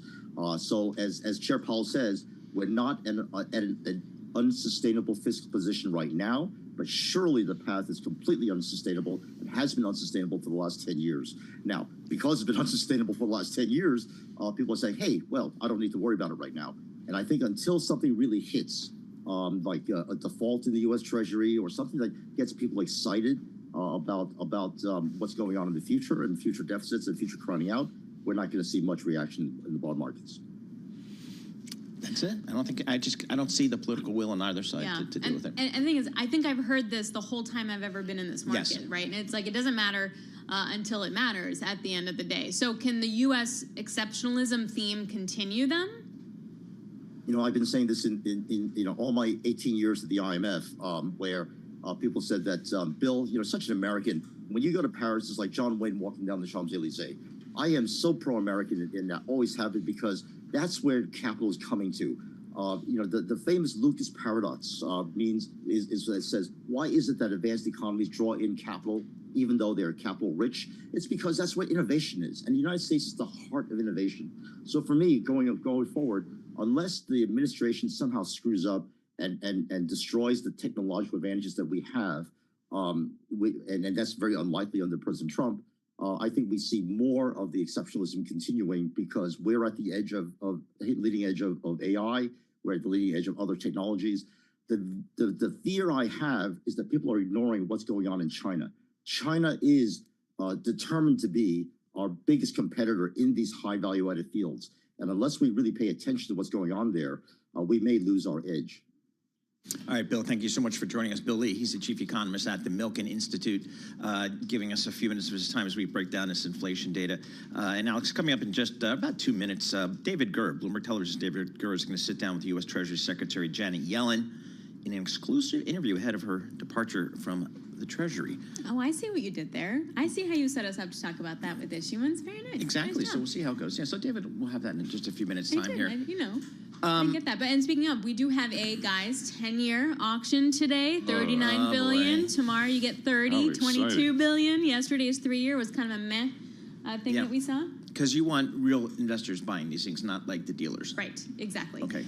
We want the real investors because we want to keep being able to finance the United States would be probably a good thing there. So we're definitely looking forward to that conversation coming up in just moments with David Gurr, as well as U.S. Treasury Secretary Janet Yellen. Just taking a quick look here at the bond market. You're seeing not much happening. I got to be honest, a little bit of buying in the front end, but like nothing to write home about. No, we got the 10-year Treasury at 4.23%. Let's call it 4.24%. The 2-year at 4.13%. So a little bit of steepening there. But again, kind of, and you got a little bit of bounce in the equity market. The S&P up 0.7%, NASDAQ up 1.4%. You can make an argument that maybe investors de-risked on Monday into CPI. Nothing happened yesterday within the equity market. And then today, once you got the benign CPI, you're going to load up a little bit more on risk because it's still that like growthier tech names that are outperforming. The NASDAQ up by 1.4%. And volume actually isn't terrible either. Okay, very good. We'll keep an eye on that. And calling it out for Tom Keene, Bitcoin up 3.6%, $100,000 for Bitcoin. So there you go. We got that working for you. All right, coming up right now, let's go to our good friend David Gurr, Bloomberg Television's David Gurr. He sits down with U.S. Treasury Secretary Janet Yellen, an exclusive interview ahead of her departure from the Treasury. We're going to bring that to you right now. Bloomberg Television's David Gurr. Let's take a listen. Welcome to our TV audience and radio audience worldwide. Here in the Treasury Department with Secretary Janet Yellen. Great to be with you, and there's a lot I hope to cover. And I wonder if we could begin first with your work on the world stage. We can start with Ukraine. And something that Bloomberg reported overnight is that you and the administration are considering new sanctions on Russian oil, perhaps looking at Russian oil exports, at these shadow tankers that the Russian government has. I guess, first of all, I wonder if you can confirm that those conversations, those discussions are underway. Well, let me say we never preview sanctions, and we've constantly been tightening our sanctions on Russia. Our overall aim is to impair Russia's ability to continue conducting this brutal war, to try to deny it the military equipment. It needs to be able to do that, and we've taken a variety of steps to do it. But we have been focused since the outset on Russian oil revenue. It's a critical component of the Russian budget, and we've been looking for creative ways to try to reduce Russia's revenue. One of the most creative policymaking things that I've been involved at during my career occurred here in Treasury when we were able to devise a way and convince our allies to join us in this, imposing a price cap on Russian oil, which was a way of avoiding price spikes when the war started for oil, and actually succeeded in keeping Russian oil flowing into the market. So we continue to look, of course, over time, while these sanctions have been effective, Russia has invested a lot, its own fleet of ships to carry its own oil. We cut it off from allied ships, new insurance that have been costly to Russia to have to make those investments. Now, what's unusual about this moment is that the oil market seems to be well supplied. Prices are relatively cheap. Prices are relatively low. Global demand is down, and there really has been an increase in supply. American firms have stepped up. We have vastly expanded oil production. OPEC countries like Saudi Arabia have excess capacity at this time. So the global oil market is softer, and that creates possibly an opportunity to take some further action. We're looking at it. You talked about creative policy making, and so vis-a-vis Ukraine, there was a moment this week when you dispersed $20 billion to Ukraine alone, and that'll be paid for with interest on frozen Russian assets. So another creative piece of policy making that you've been involved with. We're at this moment where I think there are a lot of questions about what policies can remain in place. And I wonder, when you look at that in particular, are you confident that under a new administration, that program can continue in perpetuity? Well, we have worked with, if you're talking about the so-called ERA loans, extraordinary acceleration loans, we've now transferred $20 billion, which is the United States contribution to this loan package, to the World Bank, to a financial intermediary fund that was set up to channel these monies over time in coordination with our allies to Ukraine as it's needed. So, and as you mentioned, importantly, this is not using U.S. taxpayer resources. These loans will be paid off over time by the extraordinary or windfall revenues that are being earned in Europe at Euroclear on the Russian assets that are being frozen there. So Russia is really helping with this to pay Ukraine to, help it fight the war. So I feel confident that this is something that can stay in place. And what we're really trying to do is to strengthen Ukraine's situation, its ability to defend itself, and hopefully at some point to come to the table to bargain with Russia for a just peace. We want to strengthen its ability to have the equipment it needs, to have the money it needs to, continue to finance schooling and emergency services to its people, and to put it in the best possible situation to support a lasting and just peace. Let me pivot to China, and this has been a relationship I think you've invested a lot of time and energy in kind of rebuilding a conduit of communication between Washington and Beijing. You have deputies right now heading to China for meetings with their counterparts, meetings taking place in South Africa as well, reportedly. Yes. There is concern about what would happen if that relationship, the U.S.-China relationship, were to return to the place it was in when you took office now 4 years ago. How much does that concern you, and what would the consequences of that be if the efforts that you've put in to rehabilitate that relationship go to the wayside? So I do think it's important to have ongoing communications at all levels, from the president and Xi talking to senior U.S. officials to staff that need to communicate. Just having open channels of communication is valuable, and I believe it will be seen as continuing to offer value. These are channels by which we can make clear what we're unhappy about, where our concerns are and why we have them. Well, we have significant concerns about Russia's economic policies that we discuss in these channels. It's also the case that we have shared global interests, whether it's in climate change, combating pandemics, dealing with potential financial disruptions that could affect global financial markets. We're also using these channels to build trust in channels for cooperation so that we can work together where our interests coincide. So there's no question that we have serious concerns, both from a national security point of view and a broader economic view, with China's behavior. But nevertheless, as the two largest economies in the world, it's critical to have open channels of communication. It helps avoid misunderstandings. We've used these channels when we've taken action like export controls or our recent outbound investment restrictions to explain what we're trying to accomplish, to avoid misunderstandings that can worsen the relationship needlessly. You have a particular insight into what makes your counterparts tick, I imagine, through those conversations that you've had. And so we've seen the president-elect talk about large, universal, punitive tariffs. Do you have any insight into how they might respond if they are threatened with something like that? Well, I really don't want to make a forecast.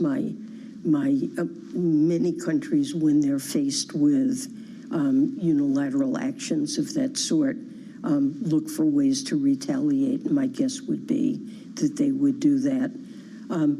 We have in areas of concern where I've expressed repeatedly concerns with overcapacity that is developed in Chinese advanced manufacturing industries and clean energy, semiconductors, and the like.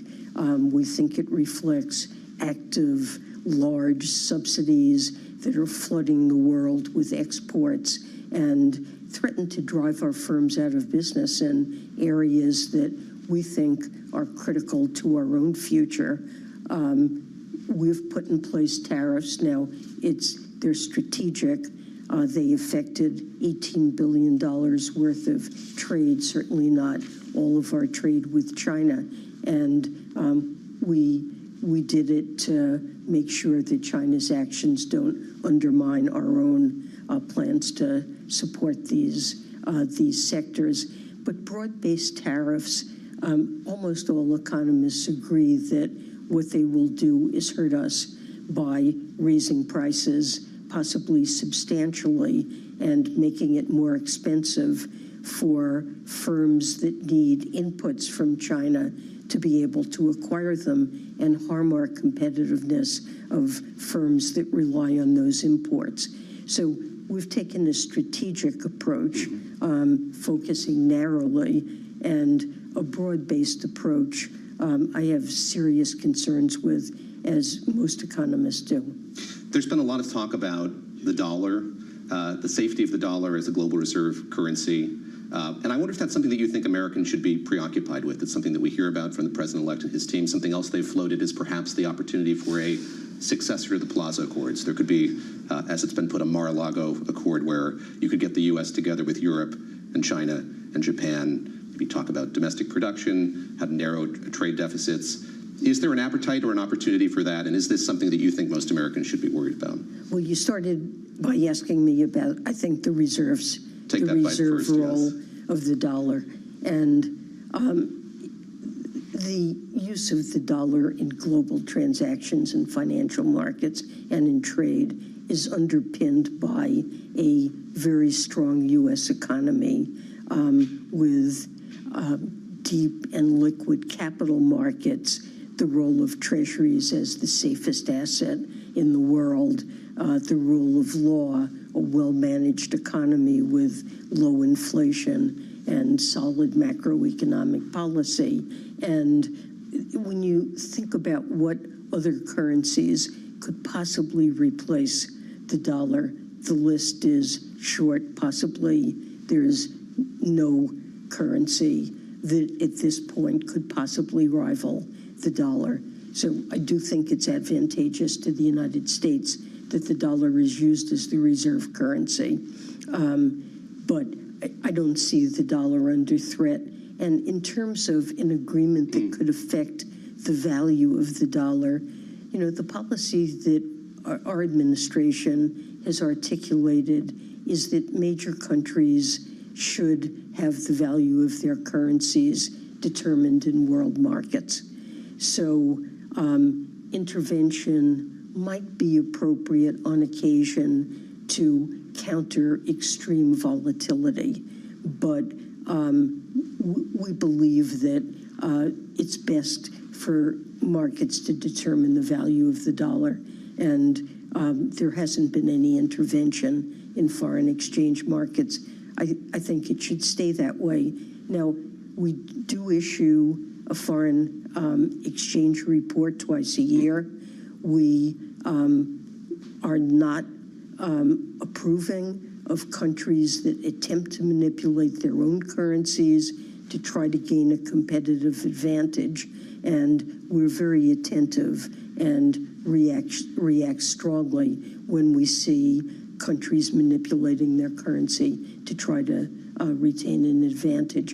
And of course, we work with our other countries routinely to discuss coordination of macroeconomic policies to make sure what we all do translates into success for as many countries as possible in the global economy.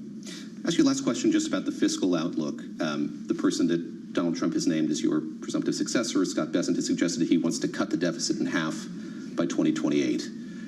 Is that necessary? Is that even possible? I guess what I'm asking more broadly is how worried are you about the fiscal outlook at this point in time? Well, I am concerned about the fiscal outlook, and I believe that deficit reduction is necessary to keep us on a sustainable fiscal course. Now, President Biden signed into law $1 trillion of deficit reduction over the next 10 years. He did that in the agreement to raise the debt ceiling. And our budget proposes an additional $3 trillion of deficit reduction over 10 years. And I think that's necessary to make sure that our fiscal path is sustainable. Now, Congress hasn't really done anything to, beyond what I've mentioned, to improve the fiscal outlook, and I think that's a shame. I'm disappointed in that, and I think Congress needs to work hard on that. There is a threat going forward that many of the provisions on the individual tax side of the Job Cuts and Tax Act, JCTA, enacted by the Trump administration in Congress in 2017, they will sunset at the end of next year. And many Republicans have expressed a desire to keep all those provisions in place. CBO said that will cost $5 trillion over 10 years. So that really is, and so that would be a blow in a situation where I believe an additional $3 trillion, that not doing the $5 trillion and $3 trillion more is necessary. And if the provisions are just extended, this will be a serious blow without finding ways to pay for them. We proposed a lot of pay-fors that we think would fairly ask corporations, wealthy individuals to pay their fair share. We've negotiated an international tax agreement that would create a level playing field worldwide for multinationals. The United States has not yet joined, although many other countries have. And that would be a revenue-raising measure that I think would be very valuable. And there are certainly more. So I do hope that the new administration and Congress will, if they extend features of JCTA, find ways to pay for what they do, and also make sure that the benefits go not to the wealthiest individuals, but to middle-class families. Madam Secretary, thank you very much. Thank you. Janet Yellen, Secretary of the Treasury, back to you in New York. That was Bloomberg's David Gura speaking with U.S. Treasury Secretary Janet Yellen in a wide-ranging interview talking about the overseas reaction to potentially U.S. universal tariffs, talking about what that would do to competitiveness, and also talking about the use of the dollar and how that's underpinned by a strong U.S. economy. So great work there from our own David Gura. Let's get check now. Reset within the markets. You're looking at a rally underway, particularly when it comes to big tech. So we want to bring you a business flash right now with John Tucker. Yes. Can you say record? Record. Oh, yay. Record. What record is it? This is the NASDAQ 100. Oh. Broadcom. 44, I think, for NASDAQ 100. You're not very excited about the well, NASDAQ 100. I thought it was going to be 58 for the apparently. S&P, and that's the one. Yes, it is technology leading the way. Broadcom and Amazon helping propel the NASDAQ 100 index to a record. NASDAQ 100 is up 1.3%, up 270 points, 21,638. Latest update on inflation appeared to clear the way for more help for the economy when the Fed meets next week. Quarter-point cut expected. Traders betting on a pretty much 96% probability of that happening next week. Marvin Lowe at State Street says for now, you know what? Investors have reason to stand firm. Right now, the market is very happy with the fact that soft landing is still a story. Things are cooling in the right ways, and for the moment, U.S. exceptionalism is a story that's really, really hard to push back on. Well, Albertsons rising after filing a lawsuit against Kroger, saying they didn't do enough for their proposed $24.6 billion merger agreement to win regulatory clearance. Albertsons says it's seeking billions of dollars in damages. And then you have Macy's right now down about 4.6%. After cutting some of its financial forecast for the full year. And then in the oil space, the Biden administration considering new sanctions on Russia's oil trade. Right now, the S&P 500, 42 points higher. That's up 0.7%, 6,076. The Dow Jones Industrial Average down 27 points right now, 44,219. This is kind of like a public service announcement, because have you seen the weather map, the radar? No, but you're going to tell us. What is approaching this way? I don't want to know. I didn't bring the right shoes. I'm like worried about like people, on the street. You're worried about your shoes. No, like literally getting stuck in a flood is one of my top fears. So hence I'm really stressed about not having the right shoes to run from the flood. This is an atmospheric river, and meteorologists say potentially developing bomb cyclone. Oh my God. So heavy rain, fierce winds. When is this? Lasting till tonight. Right when I get on the New Jersey Turnpike, which is like 1 o'clock this afternoon. All right. So all right, we'll keep them. Maybe like 2 inches of rainfall in Central Park is the potential here on the East And if Coast. it comes in a short amount of time, like that's where it gets to be really dangerous. Well, exactly. Yeah. So, batten down the hatches, everybody. Very good. Wear the right shoes. Always something happening. Yeah, it's important. All right, we got a great next hour. No, the shoes I'm wearing are not good for that. The next hour coming up, Bloomberg Intelligence. We got some good stuff. We'll talk Macy's. Mary Ross Gilbert, Bloomberg Intelligence Senior Equity Analyst, will be joining us. We'll talk more about the economy, CPI, look ahead to PPI with Lindsay Piesga over at Stifel. And plus, Exxon is actually increasing its CapEx spend, very different than some of the other oil companies out there. So Vincent Piazza will be joining us from Bloomberg Intelligence as well. Let's get you caught up also with some of the individual stock movers we want to be paying attention to. And for that, Norma Linda joins us. Did you bring your rain boots?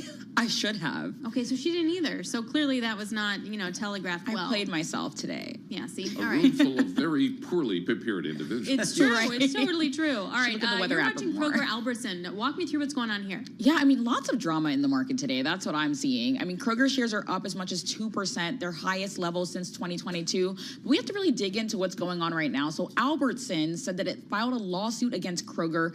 They're claiming that it failed to exercise, quote unquote, best efforts and did not take, quote, any and all actions that were needed to secure regulatory approval for the company's proposed $24.6 billion deal. Now, Kroger's responding that the claims are baseless, without merit, and that Albertson is seeking to deflect responsibility for breaching that agreement. But the deal was blocked by a federal judge and a Washington state judge, citing that there were antitrust concerns. And so Albertson has terminated the deal and is moving forward with its business plans. I mean, Albertson shares are slipping as much as about 0.5%. Shares of Albertson are down 20% this year, and that's compared to Kroger's year-to-date gain of 35%. Kroger all-time high today. How about that? Soaring. Yep. But wait, let me ask, Paul, let me ask you a question as a former M&A guy. Yes. Is it weird that you have a breakup fee, but yet you Yes. also sue the company? Yes. Because you assume that the reason why you have a breakup fee is because stuff like this happens. So this is messy. Yeah, and I've seen this just once or twice before, but it has to do with regulatory matters. Like, they're just saying, hey,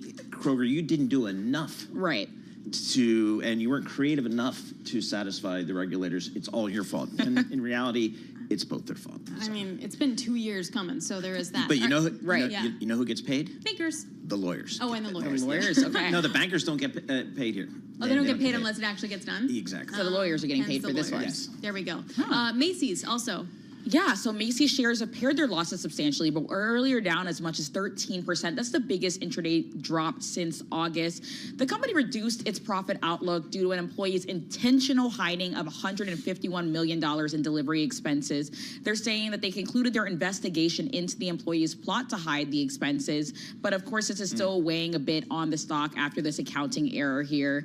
The stock is down 21% this year, but I mean, of course, this is a conclusion of the investigation. They're saying that they found no evidence of missing cash or unpaid vendors.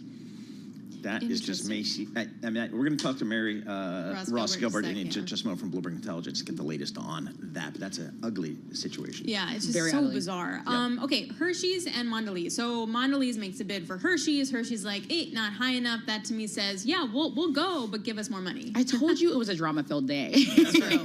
Well, we're looking at Hershey shares. They're tumbling as much as 6.9%. That's the most since 2022.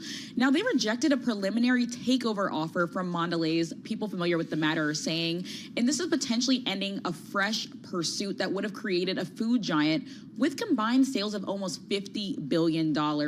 Now, it really did turn down this bid, saying that it was too low and has declined to be identified because they're saying that discussions are private. That's in terms of the person that we're referencing here. But the stock is down about 2.9% year to date. And Mondelez did announce a buyback and focus on bolt-on deals coming out of this. Really interesting stuff. All right, Nora, thanks a lot. Really appreciate it. Norma Linda joining us, Bloomberg Equities reporter. So let's get a little bit more on Macy's here. Mary Ross Gilbert as Bloomberg Intelligence Senior Equity Analyst, and she is joining us now. Mary, just walk us through the juice of the details here. So you had the worker that tried to hide some mistakes, and by hiding mistakes, they made things a lot worse. Walk us through that part of the story.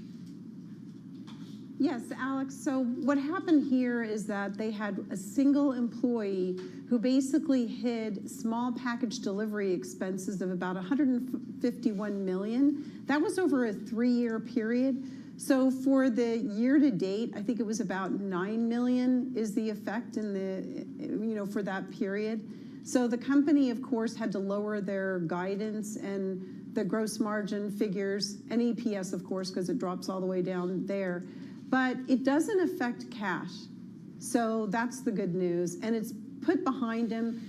what they have done is they've improved their financial controls. They've added some additional checks and balances there. So I think this is now behind them. And I think the real focus here is on the go-forward operations. And I say go forward, meaning let's exclude the 150 stores that they're going to close. 65 of those stores will close in the fourth quarter. That's ahead of the original 50 they slated to close. And then the other 85, maybe that'll get done by next year instead of the next 2 years. Nonetheless, if you put those aside and you look at what's going on with the go-forward business, we're seeing sequential improvement with the first 50 stores that they've completely revamped actually posting a positive increase. They were up 1.9% in the third quarter, and that's the third quarter of positive comp improvement there. So we're actually seeing signs that the plans, the initiatives that they're employing are working. So we see some green shoots in there. And we think this accounting issue is behind them. All right. What does a revamped store look like? What's the strategy behind a revamped store? Paul, that's a good question. So what that means is they've really upped their game in terms of merchandising. They've brought in new brands like La Avec Fille, Donna Karan, Karl Lagerfeld, Steve Madden. These brands offer great style and value to the company. Their private label program has been completely revamped. Now that's only about 15% of sales, so the biggest part is really bringing in these other brands. But not only that, they've upped their game in terms of service. They now have salespeople in the shoe department, and then they have runners. So what happens is a salesperson will be working directly with a client, and they'll say, hey, I need size 8, size 8.5 in this, and then they run and go get them. And then also they have service in handbags and in women's ready-to-wear. So having boosted the service levels, also improving the overall appearance throughout the stores, we've been in our channel checks watching this happen, and we see the improvement. We see how that they got rid of some brands that were less relevant, brought in these newer ones. And we also saw during that Black Friday, we saw this year more traffic in the stores than we saw in the prior 2 years. And of course, when you look at the data, their sales were better this year. They saw an increase in the Black Friday through Cyber Monday in the consumer transaction data. And that's something the company mentioned on the call today, that yes, they're seeing strong, or sort of sequential improvement versus the third quarter into the fourth quarter. So I think those are some of the way you're describing, Mary, the revamped stores, it sounds a little bit like Bloomingdale's Light. You know what? That's exactly, if you look at let's say one of their better, what they would call one of their flagships. So we have one here right next door in Century City. It does very much look like a Bloomingdale's. The store is, it's brand new. I mean, they've remodeled it 4 or 5 times within the last few years. What I mean by that is they've expanded beauty. So you walk in, it's an incredible showcase of beauty. Also includes Blue Mercury, of course. So we've seen and the stores are so much brighter, but even in a tired old mall down in Southern California that I will go to, even that store looks much better, even though it's sort of a tired location. They've really improved it. The better brands that they've incorporated, making these little Calvin Klein, they look like little boutique shops. Michael Kors, Calvin Klein, Tommy Hilfiger, those are all in there and beautifully appointed. It's much more open. There's not just a sea of merchandise. It just makes more sense. So that's been extended across another 100 stores. So not just the 50, but another 100. All right. So and I just want to get real, before we have to jump, Mary Ross, what's the company saying just about holiday sales so far? Is it kind of confirming what you've seen? Yes, they did. They said that they saw a good start to the holiday season, but of course we still have more to go. So no, and they actually raised their guidance a tad. So I thought that was also an indication of what they're seeing, and so they could potentially beat the guidance, because when they put the guidance out, they really attempt to exceed those figures. All right, Mary, thanks a lot. Really appreciate it. Mary Rouse-Gilbert, Bloomberg Intelligence Senior Equity Analyst, joining us there. Let's go to another deal that we've been talking about throughout the morning, and that's Hershey's and Mondelez. Mondelez makes a bid for Hershey's. Hershey's comes back today and says, nah, it's just not high enough. Wanted to get more on this with Diana Rosero-Pena, Bloomberg Intelligence Consumer Staples Analyst. Is there a number you think that Hershey's would be like, yup? Well, it really depends. Last time Mondelez tried, which was in 2016, they went up to $25 billion with a multiple of 20 times EBITDA. Currently, Hershey's at 16, and it was still denied. There's a lot of hurdles that Mondelez will have to go through. Not only the trust that owns pretty much controls 80% of Hershey, but there's also the AG for Pennsylvania that has a say on it, and it's likely that they will deny it. Interesting. So have we heard anything from the trust, either now or in the past, about kind of their willingness to sell? Because this is a family situation. Yeah, it's unlikely that they will want to sell. We heard reports that because cocoa is at such high levels, they might be more willing to sell. It is unlikely. 10% of the revenue for Hershey is in salty snacks. They're expanding into it. There's a lot of things that they're trying to do. I don't think necessarily that, a commodity is going to make them sell. It's unlikely. So you mentioned that Mondelez made a bid back with 2016. Is that what you said? Yes. So what's the environment from 2016 where you were looking at a $25 billion bid, 25 times EBITDA, right? That's what it was valued at. That versus today within this kind of snack foods market? Well, obviously there's been a lot more acquisitions compared to 2016. Rates might be going down in terms of that will make it permissible. Another thing that we think it's going to be difficult for Mondelez is actually to finance the deal. So currently they will probably go extending beyond 6 times EBITDA to be able to even get closer. And last time they actually did a 50 stock, 50% cash. We're thinking that they're probably came back to the same with the same proposal, and it was pretty much denied. What's your sense of how aggressive Mondelez may be, both in terms of price and, I don't know, maybe structure, giving the family some kind of special value or something? Yeah, I mean, it seems like they were they're going in a, I don't want to say a fishing expedition, but it's kind of, I think they want to be friendly. I don't think they want to be extremely aggressive.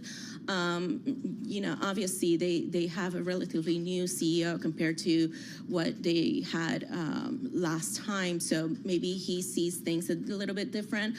The industry has gone beyond strategic M&A and more of like bolt-on acquisitions. They do better with that because it's easier to assimilate, it's cheaper, and it's easier on the balance sheet. So I think I think they will be happy if it happens, but I don't think it's going to be something that they're going to be pressing on. How fractured is the snack group right now? Like, how many players are in it?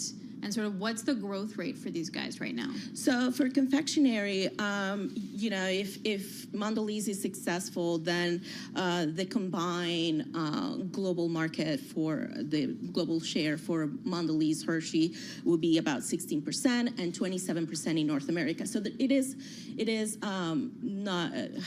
not as fragmented as other situations.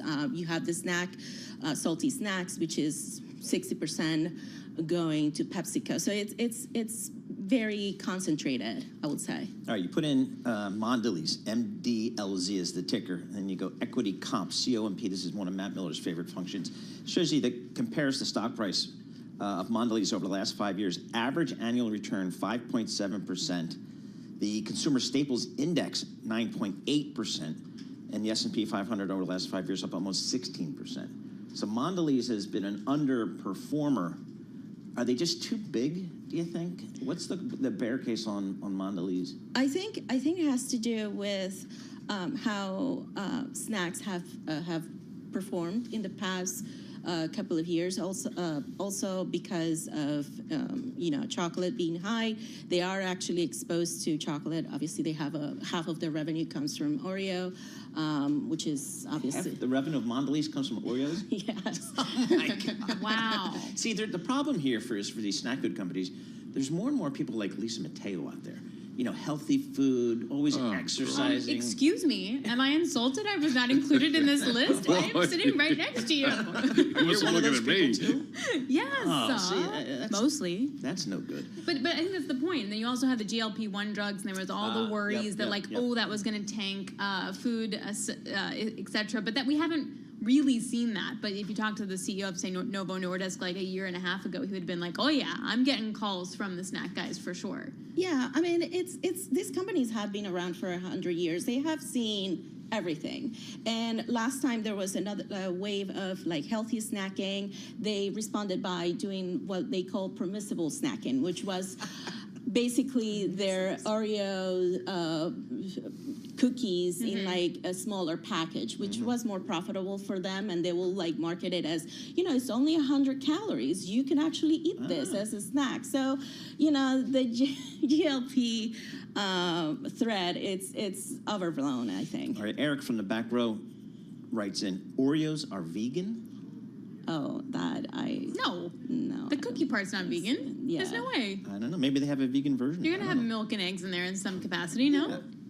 Or unless it's How preservatives. would you know? You never ate one. I've It's like eaten anti-American. Oreos. Like, I've eaten them, I just don't eat them. Although I did make an Oreo pavlova for Thanksgiving that was really good. And Oreo whipped cream. I have no idea what that is. It's basically meringue. It's like a big meringue cake with Oreos in it. Okay. And nobody ate it. Everybody ate Because it. My they're so mom and my healthy. double kid, there's like 4 of us, but still. All right, enough of that. Thank you very much. We appreciated Diana Pena, Rosero Pena, Bloomberg Intelligence, consumer staples analyst. All right, coming up, we're going to talk more about the economy, inflation, and PPI tomorrow with Lindsay Piazza over at Stifel. This is Bloomberg.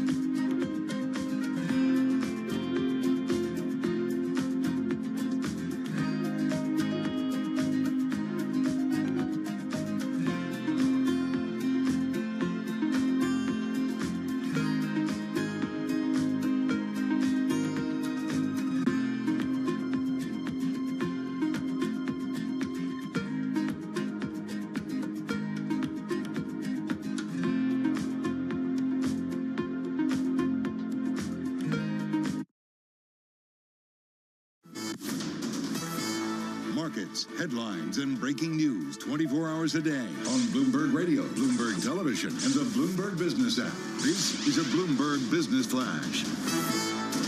And I'm John Tucker in the Bloomberg News with this Bloomberg Business Flash. It is technology that's in the lead today. I mean, the major averages, they are mixed right now, but the NASDAQ 100 hitting a record right now. It's being driven by shares of Broadcom. That, in fact, is the best performing stock in the NASDAQ 100 right now. Those shares are up 5.6%, followed by Marvell Technology. Those shares up 3.7%. And then you have Alphabet, both classes, Alphabet shares right now up just about 3.5%.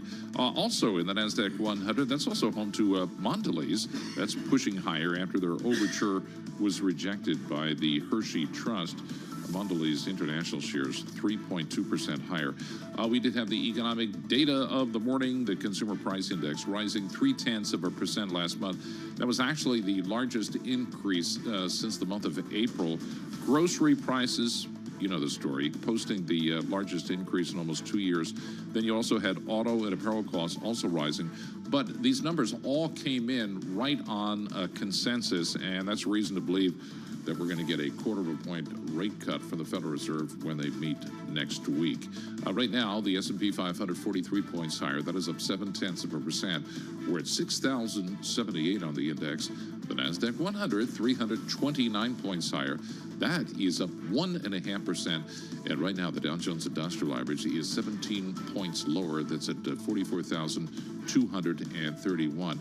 And after the CPI report, the more policy reactive 2-year yield, that's lower, down 1 basis point. That is at 4.13 right now. The 10-year is actually higher by 2 basis points, I'll call it, and that's at 4.24. And Alex and Paul, we don't know the charges, but three brothers, these guys are major real estate agents in cities including New York and Miami. They're under arrest. Orrin and Tal Alexander and their brother Elon were rounded up by the FBI. These guys have extensive rosters of ultra-wealthy as well as celebrity clients. Now, it should be pointed out that since early in the summer, Orrin and Tal have faced multiple allegations of rape and sexual assault. That came in a series of lawsuits, but now the FBI is involved. They've been arrested. Don't yet know what the charges are. And we check the markets for you all day long right here on Bloomberg Radio. I'm John Tucker, and that is your Bloomberg Business Flash. Alex and Paul. All right, John Tucker, thank you so much. We appreciate that. Alex Steele, Paul Sweeney live here in our Bloomberg Interactive Broker studio. We're streaming live on YouTube as well, so check us out there. As John was just reporting, the economic news of the day was one of inflation. CPI headline 0.3%, bang in line with expectations, a little bit higher than the prior month. Ex-food and energy, it was also up 0.3%, and that was in line with expectations as well. Let's break it down with Lindsay Piegza, Chief Economist for Stifel. Lindsay, what are your takeaways from this CPI report we saw this morning? Well, nothing overly alarming. As you mentioned, it did come in right in line with expectations. Excuse me. But at the same time, this does show a further lack of disinflationary progress. And this should be pretty alarming for the Fed that had really started to focus on potential labor market weakness as opposed to still focused on getting inflation down to 2%. We've seen inflation not necessarily reaccelerate per se, but certainly move sideways for the past several months. And this morning's report is no exception. Does that mean the disinflation narrative continues or just lack of more inflation? Well, I think it's two sides of the same coin. We are still in a disinflationary environment, but the progress of disinflation has largely stalled at this point, making that conclusion of getting back to 2% still somewhat of a reach for the Fed. Now, again, we've made ample progress coming down from earlier peak levels, but this is not the time for the Fed to lose focus on that last mile, getting us back to a sustainable 2% level. What do you think is the sticky part of that next 100, 150 basis points of reduction in inflation? Well, if you look at this morning's report, the